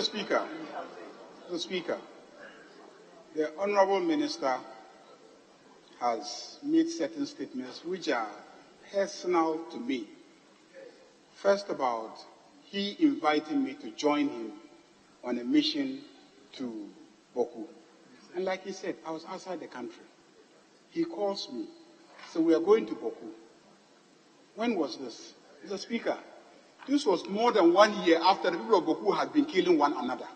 That was the first time he went to Boko. It's on record. More than a year. Until the soldiers were complaining that you, the defense minister, and the interior minister had never visited them. And I brought the complaint to you. Now, you sit here and tell me that the soldiers and the police were complaining that you were never visiting them. You brought them to come, they are being exposed to death, and you, their commander, never stepped foot there to see them. Please, let's not talk personal here. I have sat down quietly and listened, not because I don't have responses. So, Speaker, they killed the people.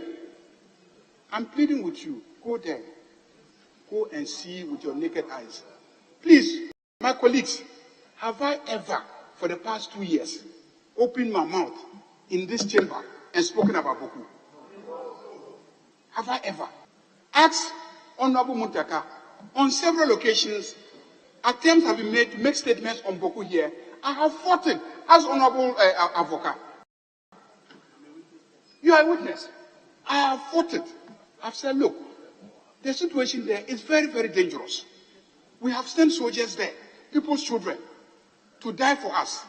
They will make mistakes. Make no mistake that they will make mistakes. But you don't hang them on any single mistake. Honorable Avoca, haven't I been fighting because of this? I have defended the soldiers. But, Mr. Speaker, on this occasion, I went there.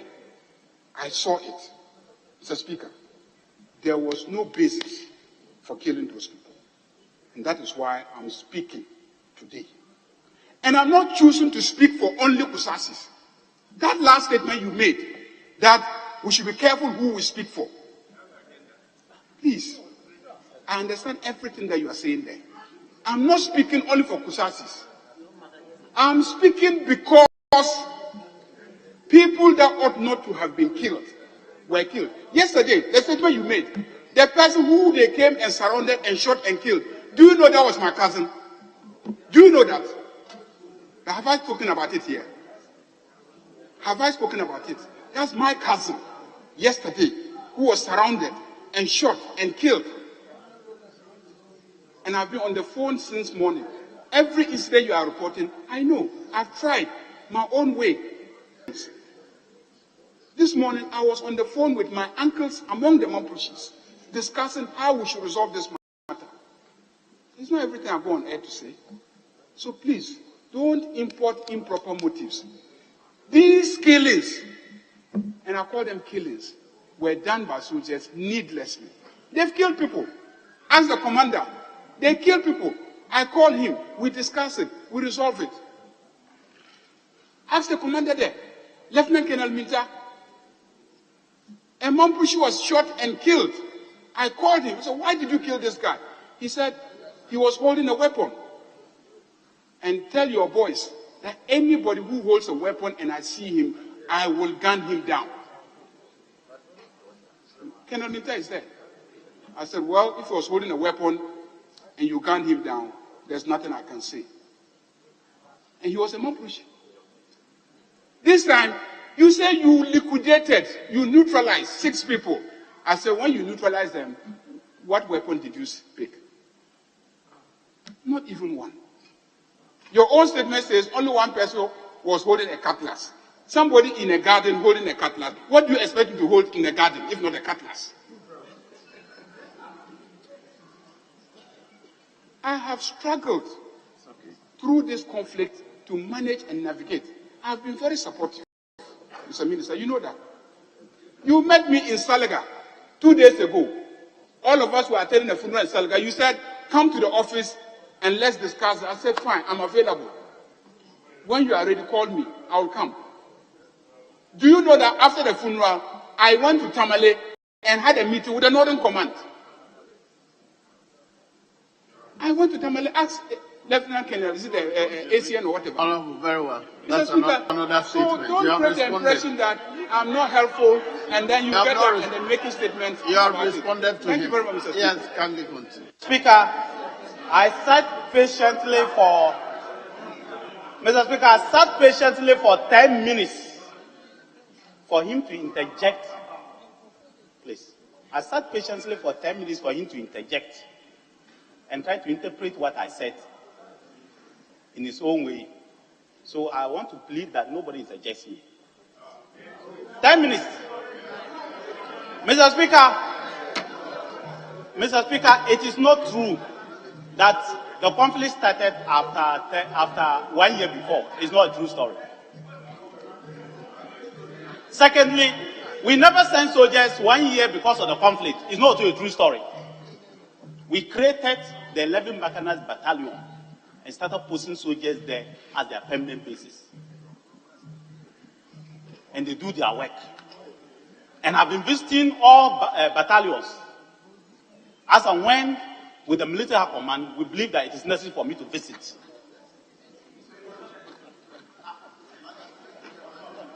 Two, Mr. Speaker, I did not go to Boku immediately. I called the people of Boku to Tamale and met them, and I told them. In fact, I advised him that they shouldn't be part of that meeting. Ask him. 3, Mr. Speaker, when I say you should be careful who you choose to defend, it is not about tribe. Mr. Speaker, it's not about tribe. I said it in the context of the fact that I said Boku is more of criminality than chieftaincy. So be careful who you defend. It's not about tribe. I never talked about tribe. Mr. Speaker, December 31st, and now over 20 people have, in fact, over 30 people have died from Boku. So we should be very careful who we defend, because Boku is not what the Boku used to know 2-3 years ago. Times have changed. But Mr. Speaker, I just want to say that we should all help to plug all the loopholes and cure the issues of Boku. Because Boku can lead Ghana into an abyss. An abyss where terrorists can infiltrate into Ghana. So, Mr. Speaker, help the military and the security agencies so that the boys can lay down their arms. They can silence the guns. Please use your voices and appeal to them to silence the guns. Use your influence and appeal to the people to silence the guns. Mr. Speaker, use your influence as members of parliament to appeal to the people to lift the artificial boundaries that have been created in Boku. And they know what I mean by the artificial boundaries that have been created in Boku. Use your influence to allow people to go to their farms unhindered without being shot at. Use your influence to allow people to go to the market and trade without being hindered. Use your influence to travel freely from Boku and in and out of Boku without being accompanied by soldiers. Use your influence to tell the boys to sell the guns that they have, the AK-47 guns and the machine gun they have, and let's use it to do business instead of killing one another. That should be what we should be fighting for. That should be what we should use our influences for. But as for, Mr. Speaker, the 10 people who have died, like I said before, I want to give the military and the Ghana Armed Forces the benefit of the doubt now until investigation proves otherwise. I want to say that the law of Ghana is very clear. You are innocent until proven guilty. The investigations are being carried on and carried out. If there's anybody who is found guilty, that person will be punished. I want to give you the assurance that that person will be punished. But let all of us work carefully and conscientiously to build Boku into a peaceful area. Because the issues of chieftaincy is no more available. It's not there. In fact, it should be by this time a situation where both the Nairi and Boku Naba can come together and talk to the youth. This is what we should be striving at. We should be able to gather both the Mamprosis and the Kusasis together and say it is time for us to forge forward in peace. The hospital is collapsing, Mr. Speaker. The schools are collapsing in Boku.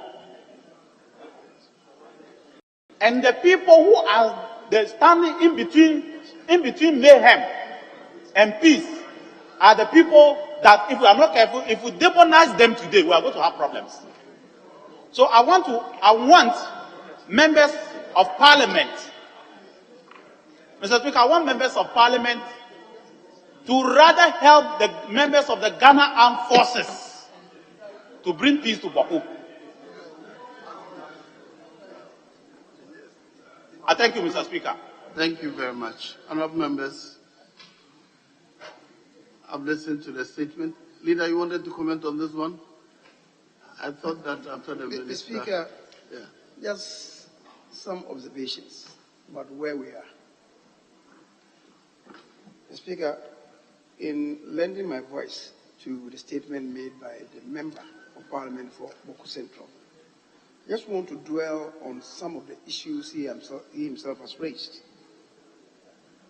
And I'm quoting the statement. Speaker, the third page of the statement, the last paragraph, it says, I call on all, including the youth on both sides of the conflict, to respect the sanctity of lives in Boko. The Speaker, that indeed is something that should engage our attention. Second, he says, I urge the youth to appreciate that the military was brought in to protect lives and property in Boko. That recognition we should stress. He says again, the military must also realize that they are dealing with human lives, which they have a duty, first and foremost, to protect, even in trying circumstances. The Speaker, I think, again, that is a statement that should engage our attention. The Speaker, the maker of the statement makes another statement when he says, we should not allow the seeds of radicalization to be sowed in any of our communities. A recognition that this is about happening. And indeed, the Speaker, it is something that again should engage us. He then says, we should be a community governed by laws and not a night of guns. Mr. Speaker, this is from the maker of the statement.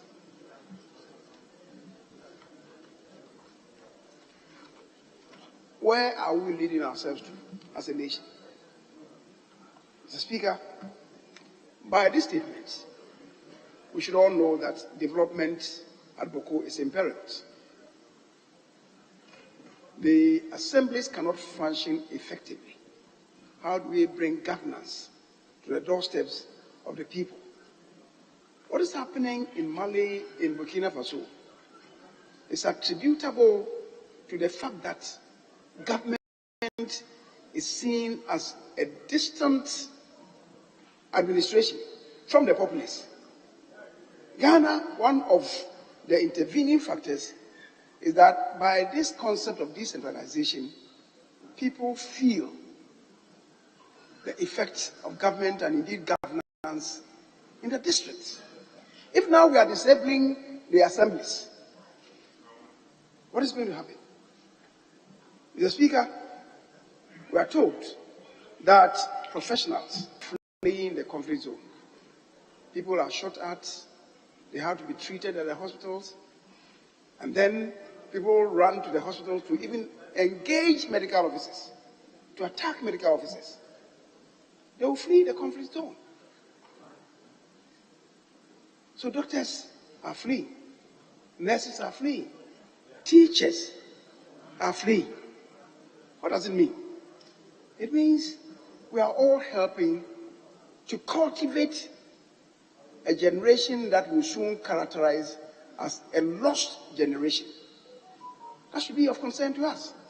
And that is why he says that we are radicalizing the youth. If they have no business doing, they have no work doing, what will happen?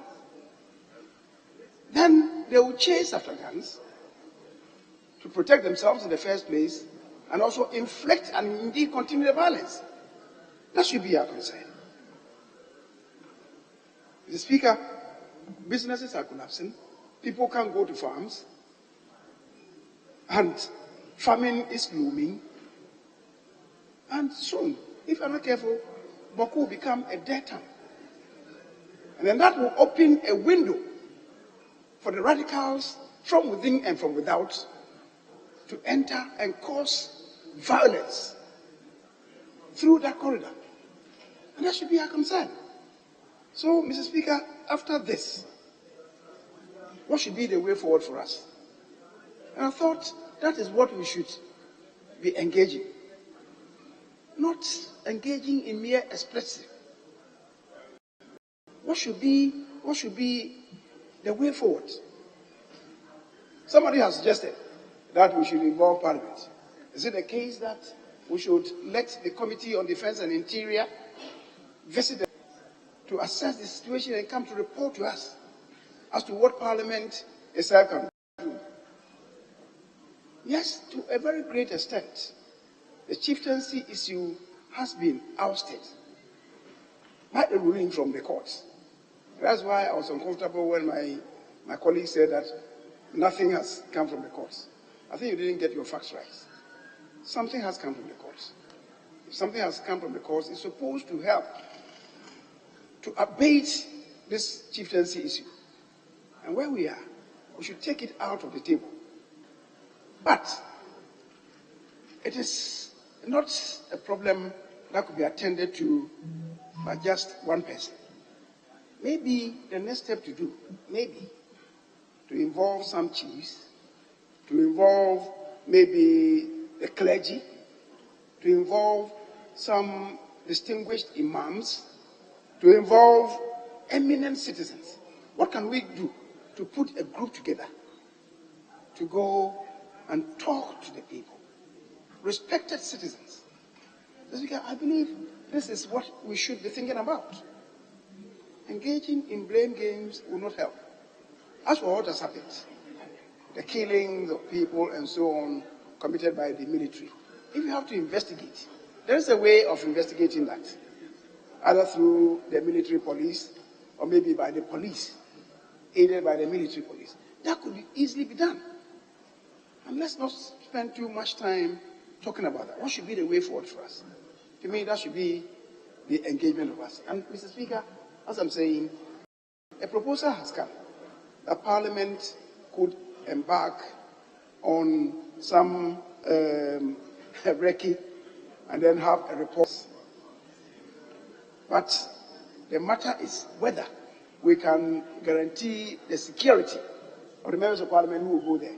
If really they have to go to the ground and not be using telescopes to be assessing the situation. If they have to go to the ground, is it safe for them? For now, no. Listening to the accounts that are being given by colleagues, for now, we cannot guarantee the security of members of Parliament if they should go there. But perhaps if we put together a group of eminent citizens, as I've indicated, involving chiefs, the clergy, imams, and eminent citizens, perhaps we could achieve some results. So I will plead, let's focus on this. And if you have any other useful advice to bring on board, let's do so. And try not by our words and conduct to escalate the tensions, but to douse the flame. Mr. Speaker, thank you very much. Very well. Colleagues, there's another statement also on alleged police brutality, military brutalities. But let me observe that from this statement and the discussions and contributions, what comes out clearly that what is happening in Boko now is not just about a chieftaincy dispute. It's gone beyond that, and now pure criminal activity has seeped in. From the narrations on both sides, it's probably unsafe as a community. Boko is otherwise a very vibrant community, but it's unsafe now to live and work there for professionals, for traders passing through, and probably opened up the high risk of attack by terrorists. I'll, from your statement, or from the minister's statement, the Shiraj and the police have been invited to investigate the specific allegations. I'll encourage that we permit them to do that. the risk of bringing our political clout into this situation is very high. And I encourage members to please keep out of it and only focus on excesses, as the honorable member has done. But we should be seen to be supportive of the security agencies, because the situation can escalate, and the danger and the risk is to all of us. Thank you, honorable member, for the statement. Thank you all who have contributed. But let's all keep in mind that the risk is not only to Boko and those living and passing through Boko. The risk is to all of us, and would ensure that whatever it takes to ensure safety, we should put our efforts behind that. I thank you. The next statement is by the honorable member for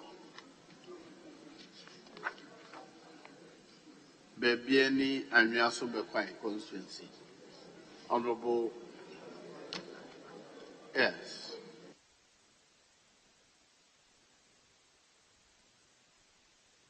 Yes, also on the military brutalities alleged.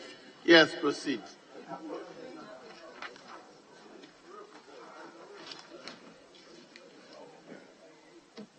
Right, Honorable Speaker,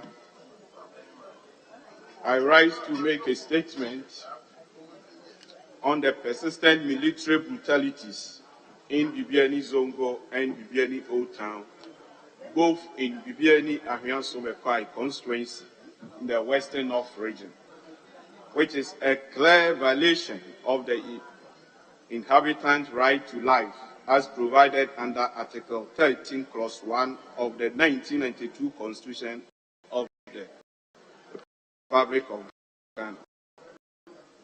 Right, Honorable Speaker, I am sad that I have to bring to the attention of this August House of Bibiani Zongo and Bibiani Old Town and Sobekwai no longer feel safe because of the persistent military brutalities in this.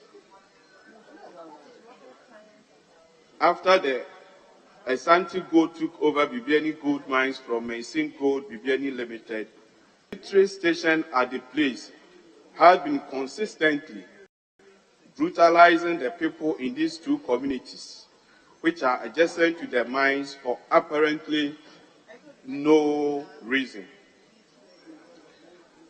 For example, in October 2022, armed military officers went to the Old Town community looking for a boy they claimed had taken some waste materials down nearby the community. And when the resident questioned their movement in the community, which was scary, started assaulting them to the extent that one Hussein Issa was shot 3 times in the leg, rendering him paralyzed. Again, Mr. Speaker, just a few weeks ago, while Mr.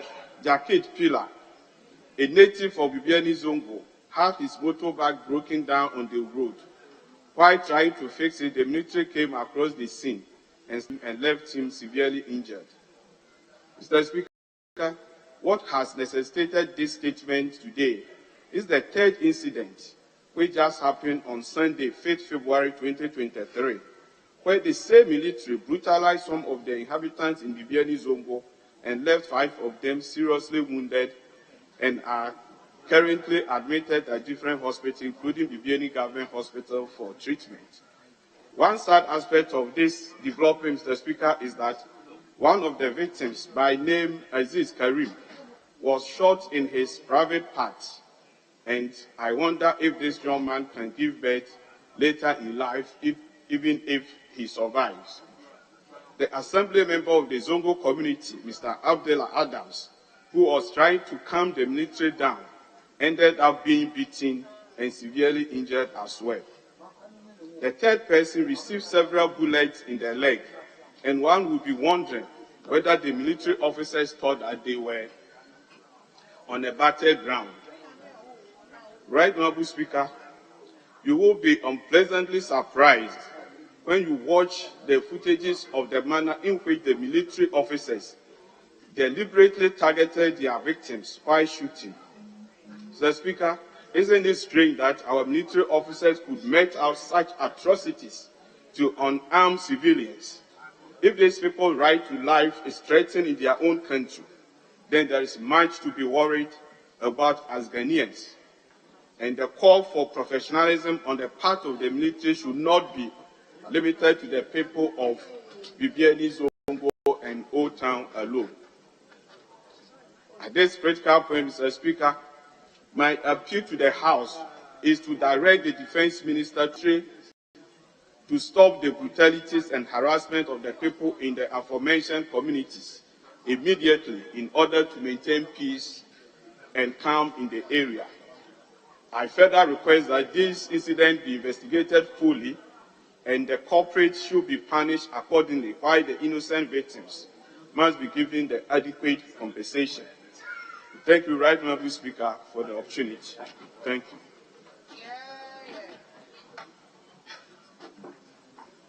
Yes. Thank you very much, Mr. Speaker, to contribute to the statements made by my colleague, MP from Bibiani Aniaso constituency. The military, as part of its expanded role, includes assisting the civil authorities to maintain law and order in the country.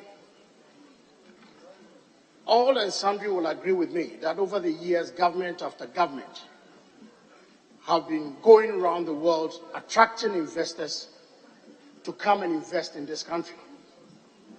And it is only proper that when investors invest their monies in this country, we as a people will protect their investment.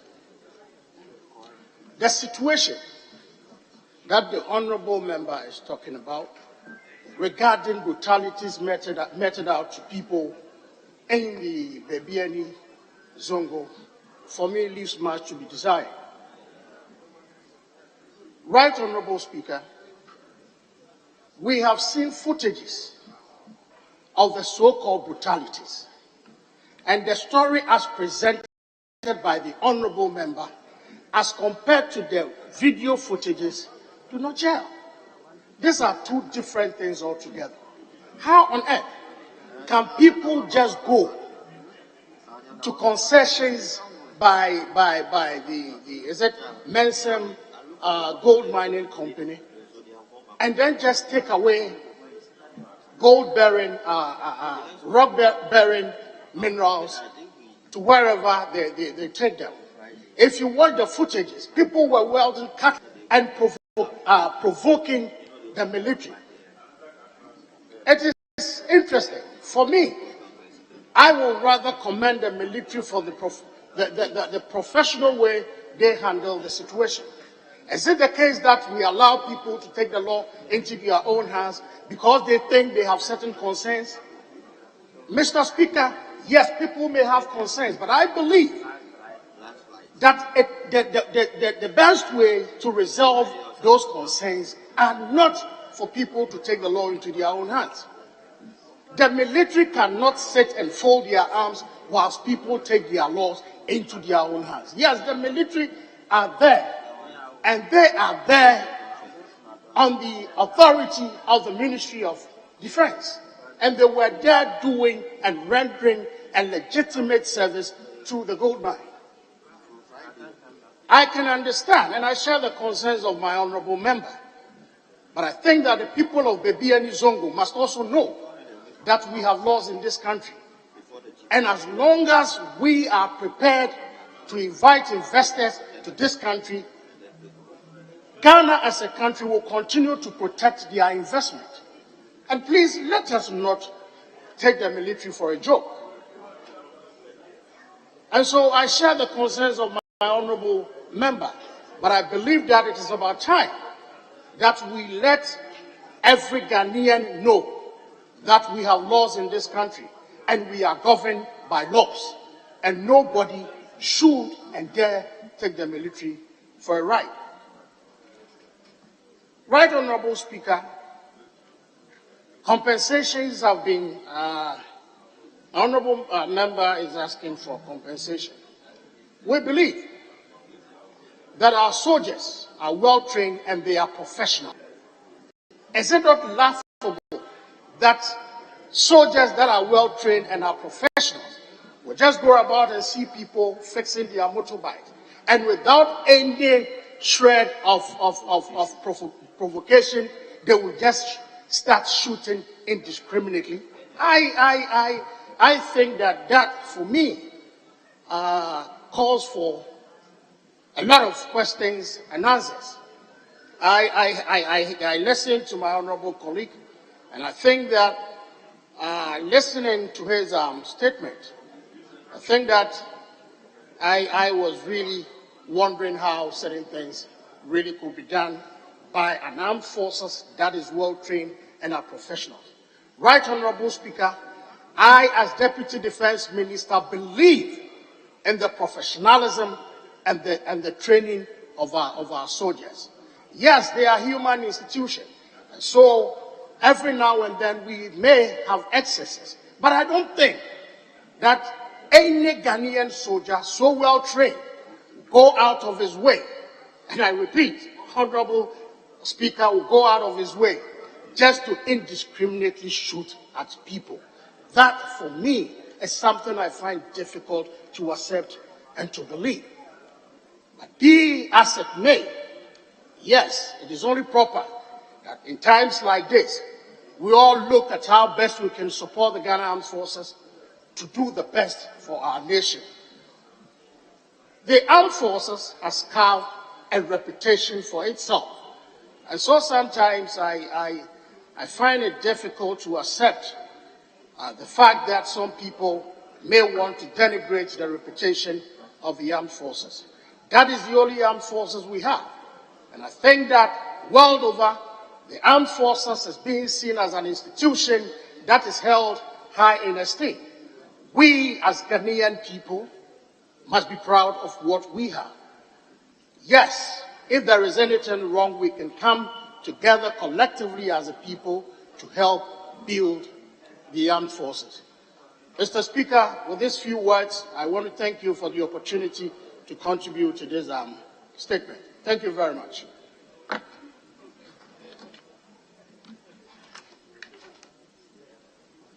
Honorable Kofi Adams. Thank you very much, Mr. Speaker. Speaker, I ordinarily would not have been speaking on this matter, but listening to views and comments from colleagues and knowing that this is not about the first time issues of military brutalities have been reported in this country. Also accepting the fact that we have only this military to protect us, we will not intentionally in this house say things that would derail their efforts. But Mr. Speaker, Ejura came, it led to loss of lives. War came, a missing phone, persons were beaten. The earlier statement about Boku have just been commented on, and now another one from BBNE. It is true that the military is the only thing that we have for this country to protect us all. Just maybe, Mr. Speaker, we must start reviewing deployment of military for some of these civic responsibilities. Because listening to Honorable Mahama Yarga and listening to responses from the minister, the issue of cutlass, holding of cutlass came up.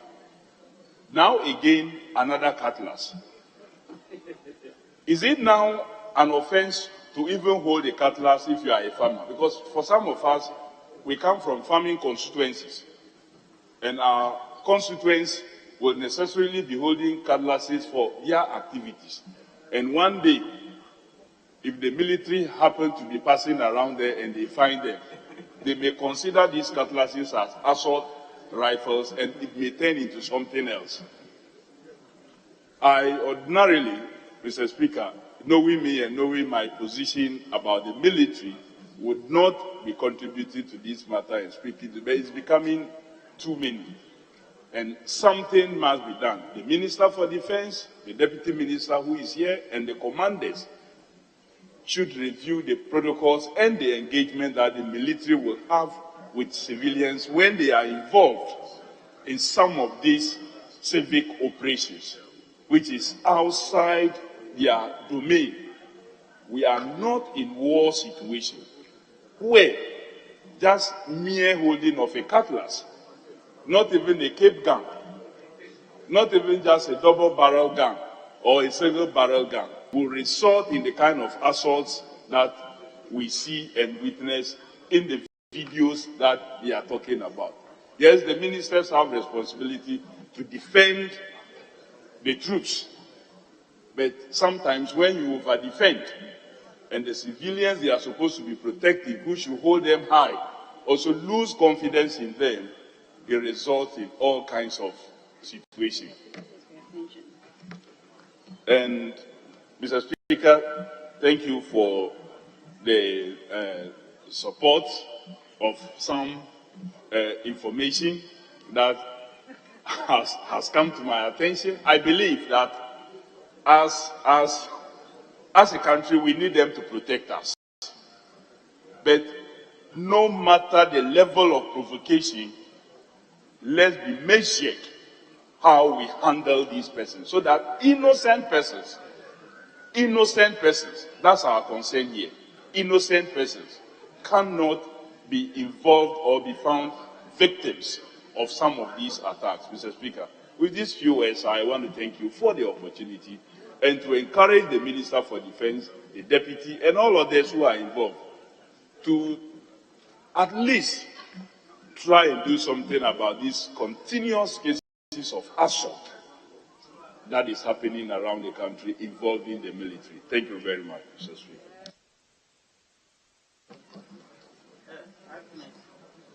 Yes. Thanks, Speaker.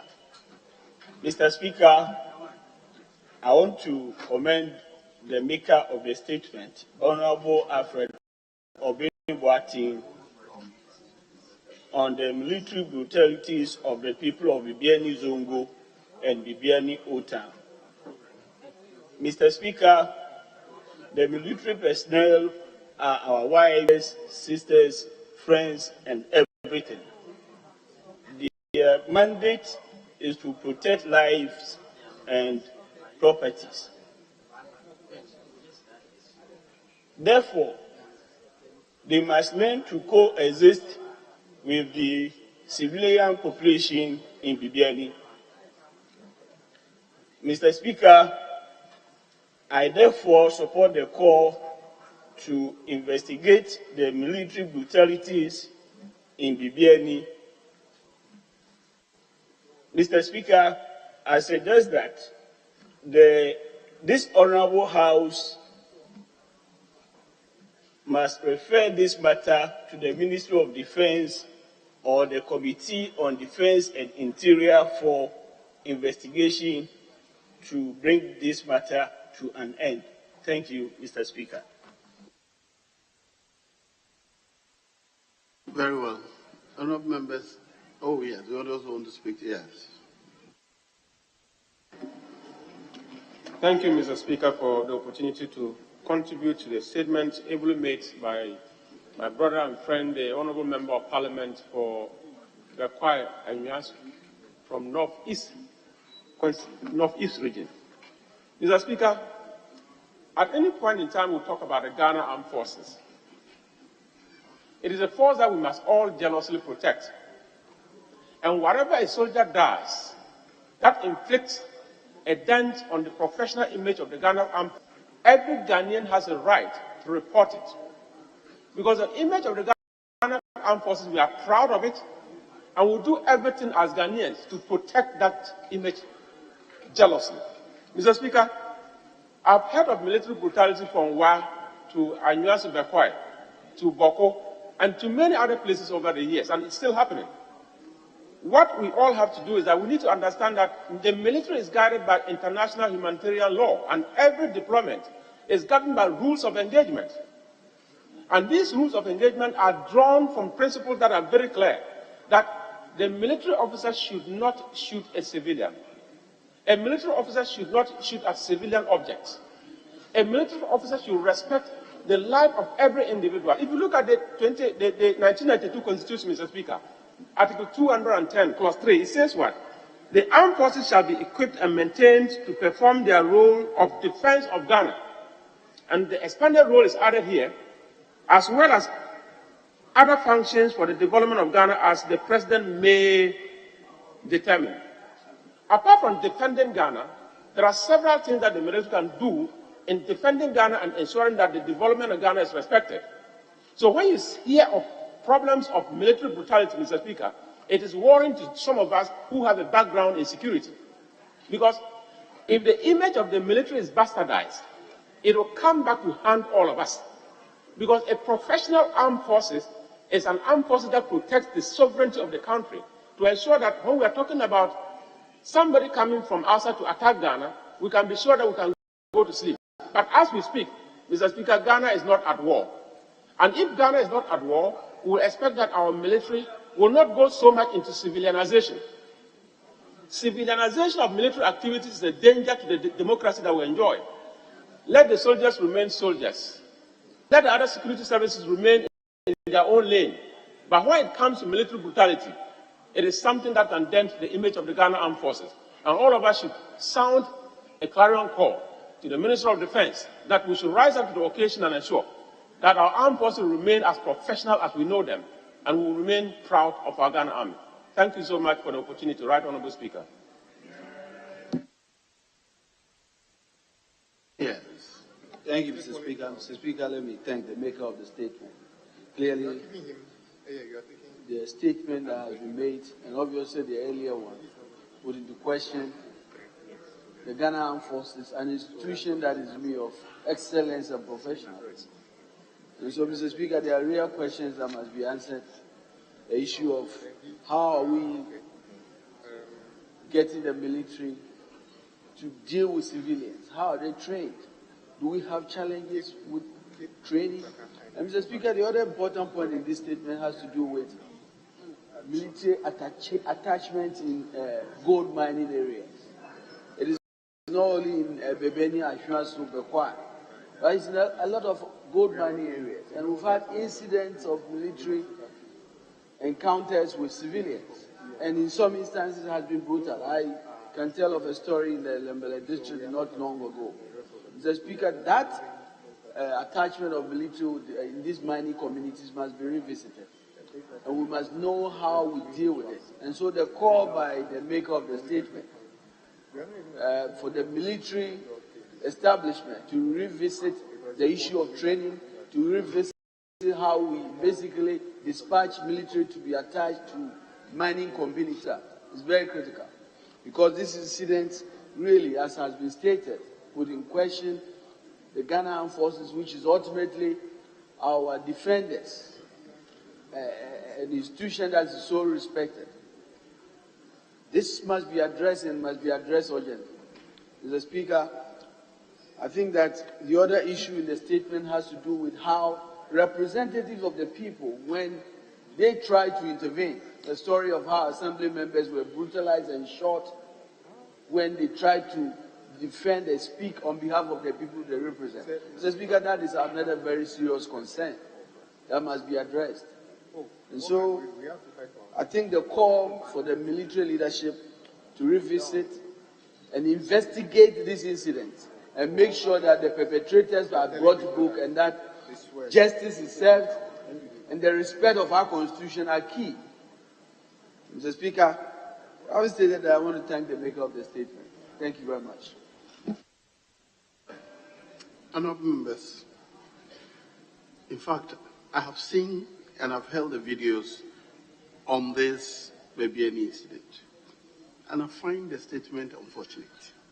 Yesterday when I saw the statement, I sent copies of the video I had received the night morning before to the maker of the statement. It's a pity we as members of parliament are not eyewitnesses. People tell us what they say has happened, and we are motivated to speak on their behalf. But in fact, if you see the videos, you'll be appalled at the conduct of the people claiming to have been attacked by the military. They have bravely entered somebody's mind, carrying the rocks and with brazenly. The military are there. It's not an open area. They've crossed the gate, pushed the gate. The military pushes them back. They pull back. They gather, and they are all holding cutlasses. It's not one person. I sent the video for him to look at. And threatening the soldiers. If only because you are wearing a uniform. If because of your uniform you think you are brave. They go in, the military push them back the gate. They go back. I think that the braving or bravado with which young people today are willing and ready to attack and confront military or even security people. If we think that the military should not come in, then we are going to militarize the police. Because there's no way the police can deal with this kind of behavior. It is happening across board. And we should be careful not to condemn until we have seen or heard all sides. I'm a lawyer. I'm against brutalities of any kind. But I'm also an avid believer in law enforcement. And I think that unless the military or the police are firm, we will soon be overrun in this house, market. I was trying to get ICD people to put the videos on so that everybody looks at them and compare that with the statement. I know it is just because the assemblyman's name is mentioned. They went and brought the assemblyman to go there. They pushed the assemblyman forward and they followed him with their cutlasses. I was wondering how they expect the military to behave. If you come, in fact, if you look at the numbers, they even outnumber the military people holding cutlasses and things. I think we should be very careful with the things, how we hear them and how we present them. The military, the police are there to protect us. If we don't give them support, I'm afraid we may be overrun. Here, as honourable member, if you want to say anything, I'll give you the floor. Yes. Mr. Speaker, I think that you were only given a section of the incidents, but it appears your discussion is being dwelled on that small aspect. Right now, Mr. Speaker, those who send that aspect, they might have interest. So the part that interests them, that is what we go to court. This is the part that supports our claim that we put out. So right now, Mr. Speaker, I'm just trying to prompt you that the aspect that they shot the young man private parts, if anybody sees it, if we put it on the screen, the narrative will change immediately. The time that you saw the people pushing, at that time, the people had caused severe harm already, and they were trying to also, further retaliate. So some people send just small aspects which support their claim. And right now, Mr. Speaker, that is exactly what we do in court. So I'll plead with you that if the investigation is conducted, then we can see the full story. Other than that, we will talk of military. They are human beings like us. Some of them, even their background, is questionable. Some can go there, because if you look at the utterances, some of them, you haven't listened to that. You see your MP that you are looking for. If the MP had come here, you would have beaten him. Mr. Speaker, I think that is safe.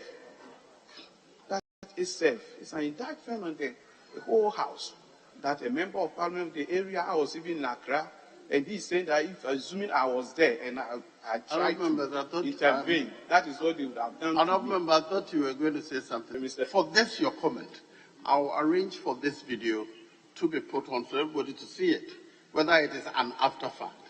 This is the beginning. The people are leaving the mine with boulders they are taking from the mine. You see, what you are told is also only one part of it. The person who sent this to me is from Western Region, Nzema area.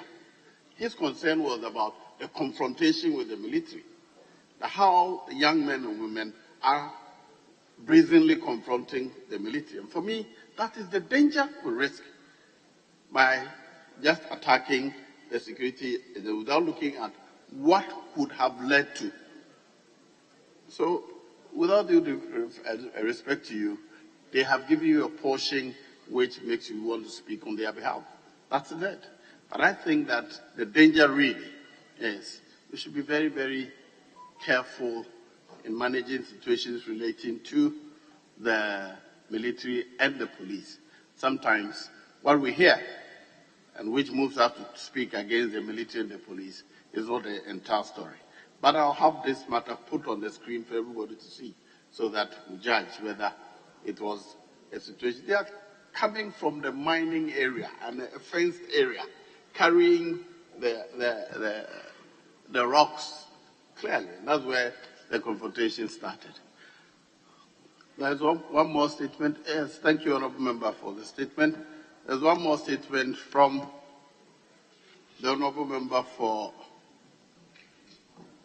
Laura. Yeah, the Honourable Member. This one is very short. Thank you very much. Right, before you start, on members, having regard to the state of the business of the House, I direct that the House sits outside the regular hours. Now you may proceed. Thank you. Thank you very much, Right Honourable Speaker. Mr. Speaker, I thank you for the opportunity to make this statement on the recent fire outbreak at the Ermo Senior High Technical School.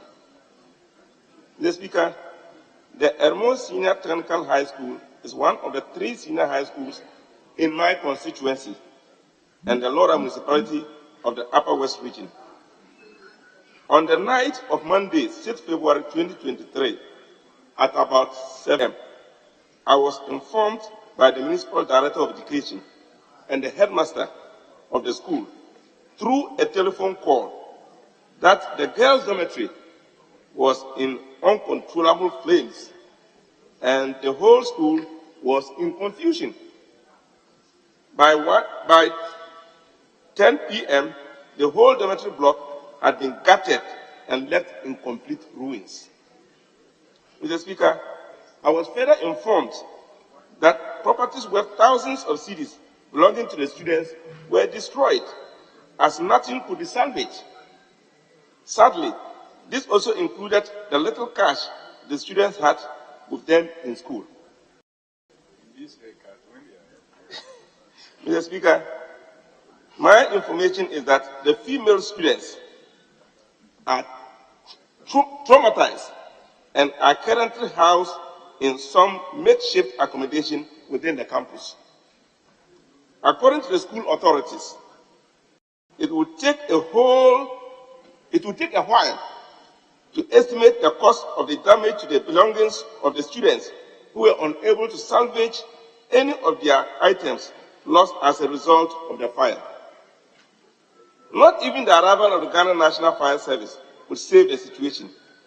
According to eyewitnesses, the cause of the fire is yet to be established. However, what is known is that there were intermittent power outages, or what is popularly known as doomsday, on the campus prior to the fire outbreak yesterday. That is on that day. Mr. Speaker, the situation is really devastating, and I'm extremely sad by the developments. My deep sorrow goes to the students and the school's management and staff. Indeed, this unfortunate incident has taken everybody by surprise. I myself I got the sad news a few minutes after I returned to Accra on Monday from the constituency. It is, however, a great relief that no life has been lost. Mr. Speaker, I am currently in touch with the school management, the municipal chief executive, and the Upper West Regional Minister in finding an immediate solution to the problems so that normal academic work will continue in order that the students do not get distracted unduly. I call on parents whose children are affected by the fire to remain calm as efforts are underway to find a suitable solution for the incident.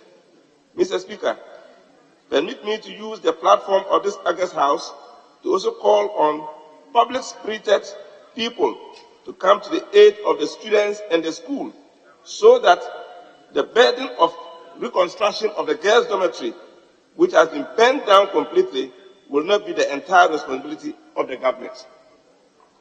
I also appeal to the Municipal Assembly, the Upper West Regional Coordinating Council, the Ministry of Education, NADMO, and indeed the entire government of His Excellency Nana Adanko Akufo-Addo and Dr.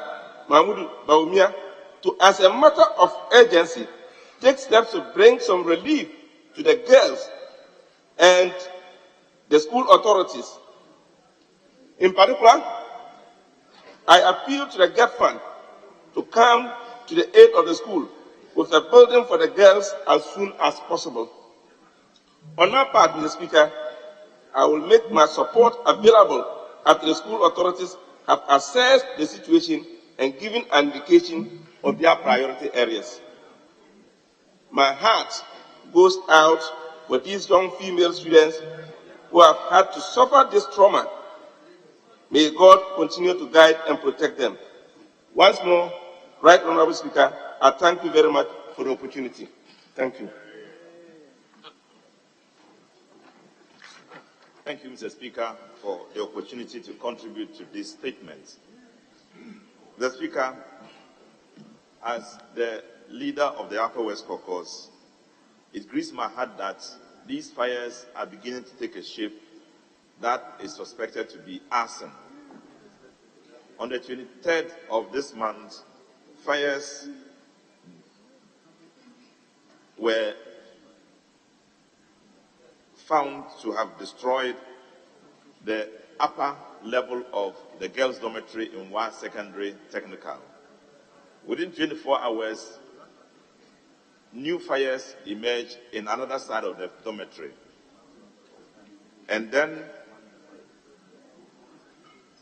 his case in Ermon also occurred with fires destroying a whole of the space he's just talked about. And 2 days ago, Mr. Speaker, a place I went to inspect and to support them to construct a school. The space occupied by the students, which is built by stocks, use of stock material just to keep students, in class. The space was also burned down. This increased burning of school property is becoming a very troublesome situation. And the feeling that somebody may have been behind all this is very strong. And I want to call on the security to beef up security in this area. These are areas where facilities are lacking, where infrastructure is not adequate. And these are places targeted for destruction by these individuals or by some coincidence, situations that cannot be explained. Mr. Speaker, I think that we have to recognize the importance of education as a critical element in the life of every nation. Wherever education is destroyed, we are destroying the very core foundation of the state. And that is why our policies in education have always taken a chunk of national resources, because we are building a future. Mr. Speaker, the Upper West region is one place where education is instrumental in developing the place and in getting them out of poverty. And once the target is gearing towards destroying education, it is also gearing towards destroying a whole people.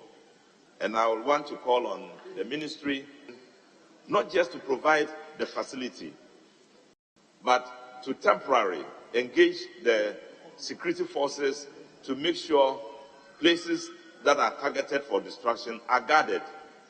Right now, as I'm telling you, Mr. Speaker, the girls' dormitory, the leftover space of the girls' dormitory of WAS Senior Secondary Technical Institute is left unoccupied. The girls are unwilling to occupy the space that are not destroyed because they are terrified and are afraid that once they occupy there, the arsenal will come back and destroy the place and their lives will be destroyed. I was there a few days ago to donate to 58 students whose everything were burnt. And indeed, the few things that they held in their hands, I give them chalk boxes so they can keep them there and still live a life in school. Many of them thought they are unwilling to stay back and are running home because they think that their lives are in danger.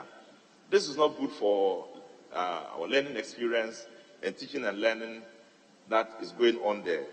And I will want to encourage the Ministry of Education to take interest in what is happening in Ermon, what is happening in WAS Secondary Technical, and what is happening elsewhere in the situation where fires easily are gutted out in these places and properties are destroyed and students are left handicapped and in terror. Mr. Speaker, I thank you for the opportunity.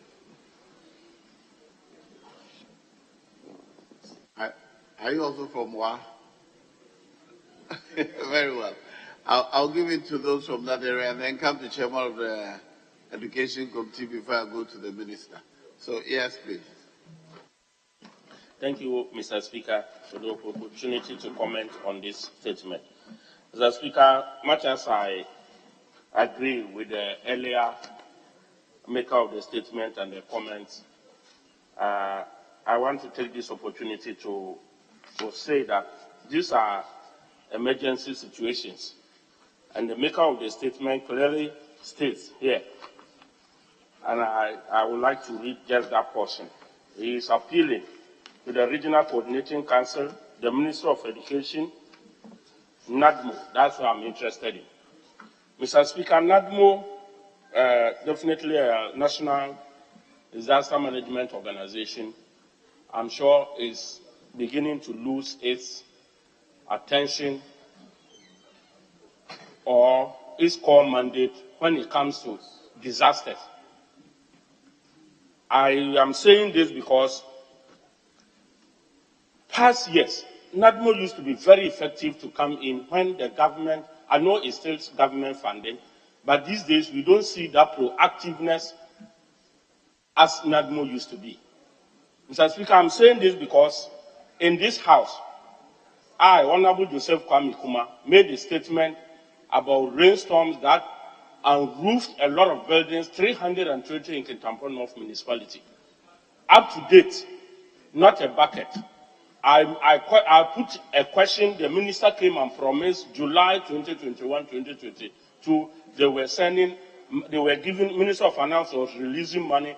Up to now, nothing. This is a clear case of NADMO activity. Minister of money today, tomorrow, to roof any school building or make a temporary structure.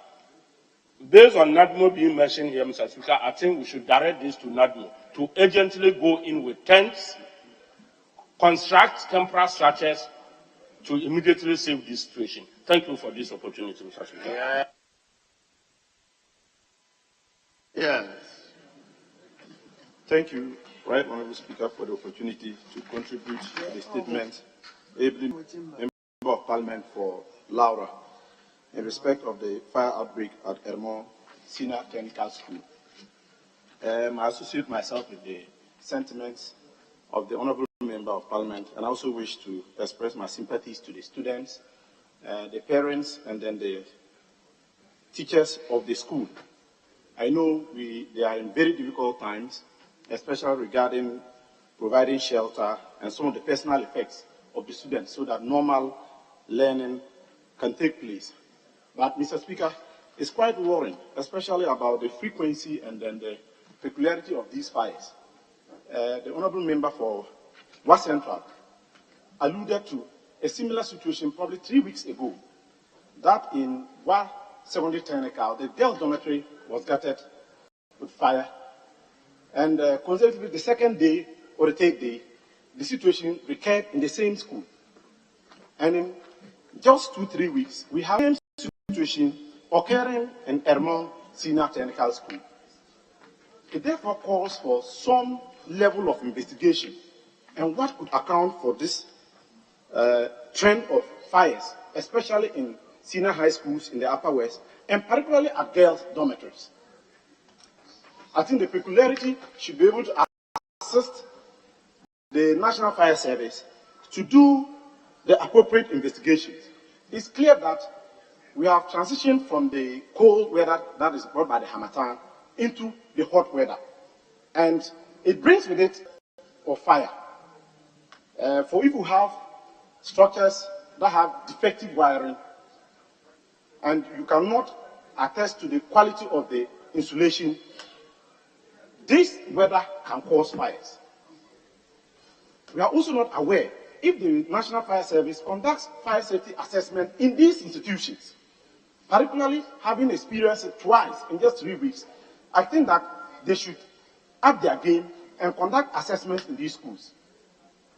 Secondly, I also think that we should look at probably the appliances that are used in these schools, particularly those that are common with the girls' dormitories, and probably that could be the source of the fire. We are not preempting the findings of what the National Fire Service will do, but we are not ruling out anything. We cannot also rule out arson because of the frequency and the nature of the fires. So, Mr. Speaker, I think that is something that the National Fire Service should take seriously and probably investigate so that we know, so that we bring closure to this matter, and particularly conduct fire safety assessment across the school so that we don't have these things recurring in other institutions. I also want to call and plead on philanthropists and other organizations that can come to the aid of these students, that they should come and assist the students because they are in dire need so that normal learning can go on in these schools. Thank you, Mr. Speaker, for the opportunity. Yes. So, ranking. Thank you, Mr. Speaker. Mr. Speaker, I want to associate myself with the statement made by Honorable Bidizidin, member for Laura constituency. It's unfortunate that this has happened, and we need to sympathize with the students. This is because it's going to put much pressure financially on their parents. Having lost everything that they had before going to the school, parents will have to look for money to buy everything for them all over again. We sympathize with them. Mr. Speaker, observations have also shown that because of the number of students we have in the dormitories, there's so much pressure on the gadget that is there. So the system becomes heated over time. But the students are such that they don't put off even those gadgets when they are going to sleep. They keep on lights, everything. So the system becomes choked. So what is also important for us to do is to make sure that housemasters go round before students sleep so that those gadgets that are not to be on are put off. So that is also very, very important. Then also, it's good the Minister for Education is here. We need to provide the schools and the dormitories with fire extinguishers. As we are talking now, I am not sure if that school had a number of fire extinguishers available. So the Minister should arrange so that schools are supplied with fire extinguishers, especially where we don't have the fire service vans or vehicles around to put out fire when there's an outbreak. So it is very, very important. Mr. Speaker, one thing we also need to do as a nation, when we are preparing our budgets for the year, we should make provision for such occurrences. If you look at the Get Fund formula that we have been approving, very, very little is allocated for emergencies. It is not good for us because we have experienced more than 5 fire outbreaks in schools already. And these are emergency cases, and they needed to be attended to urgently. So I will urge the Minister for Education to liaise with the Get Fund when they are preparing the formula for this year to make substantial provision for emergency cases like this. Because if it is not in the budget or the approved formula, it will be very difficult for Get Fund to release any money for such emergencies. Because how are we going to cater for the students now? Will they be day students and come for lectures? Even that, you will see that they come from very far homes. So they will find it very difficult getting people to live with and attend classes. So there's a need for us to make provision, either at the ministry in their own budget or Get Fund, which is responsible for these projects. And what is also important, Mr. Speaker, is about allocation to Get Fund. We've spoken about this for a very long time. We need to increase allocation to Get Fund so that they can take care of these things. It is very, very important. So, Mr. Speaker, I will urge the Honourable Minister who is with us here this afternoon to take these matters seriously and see what remedial or immediate actions he can take so that the students can return to school as quickly as possible and continue with their studies. On this note, I thank you, Mr. Speaker. Honourable Minister, I think you may wish to say something in respect of this statement.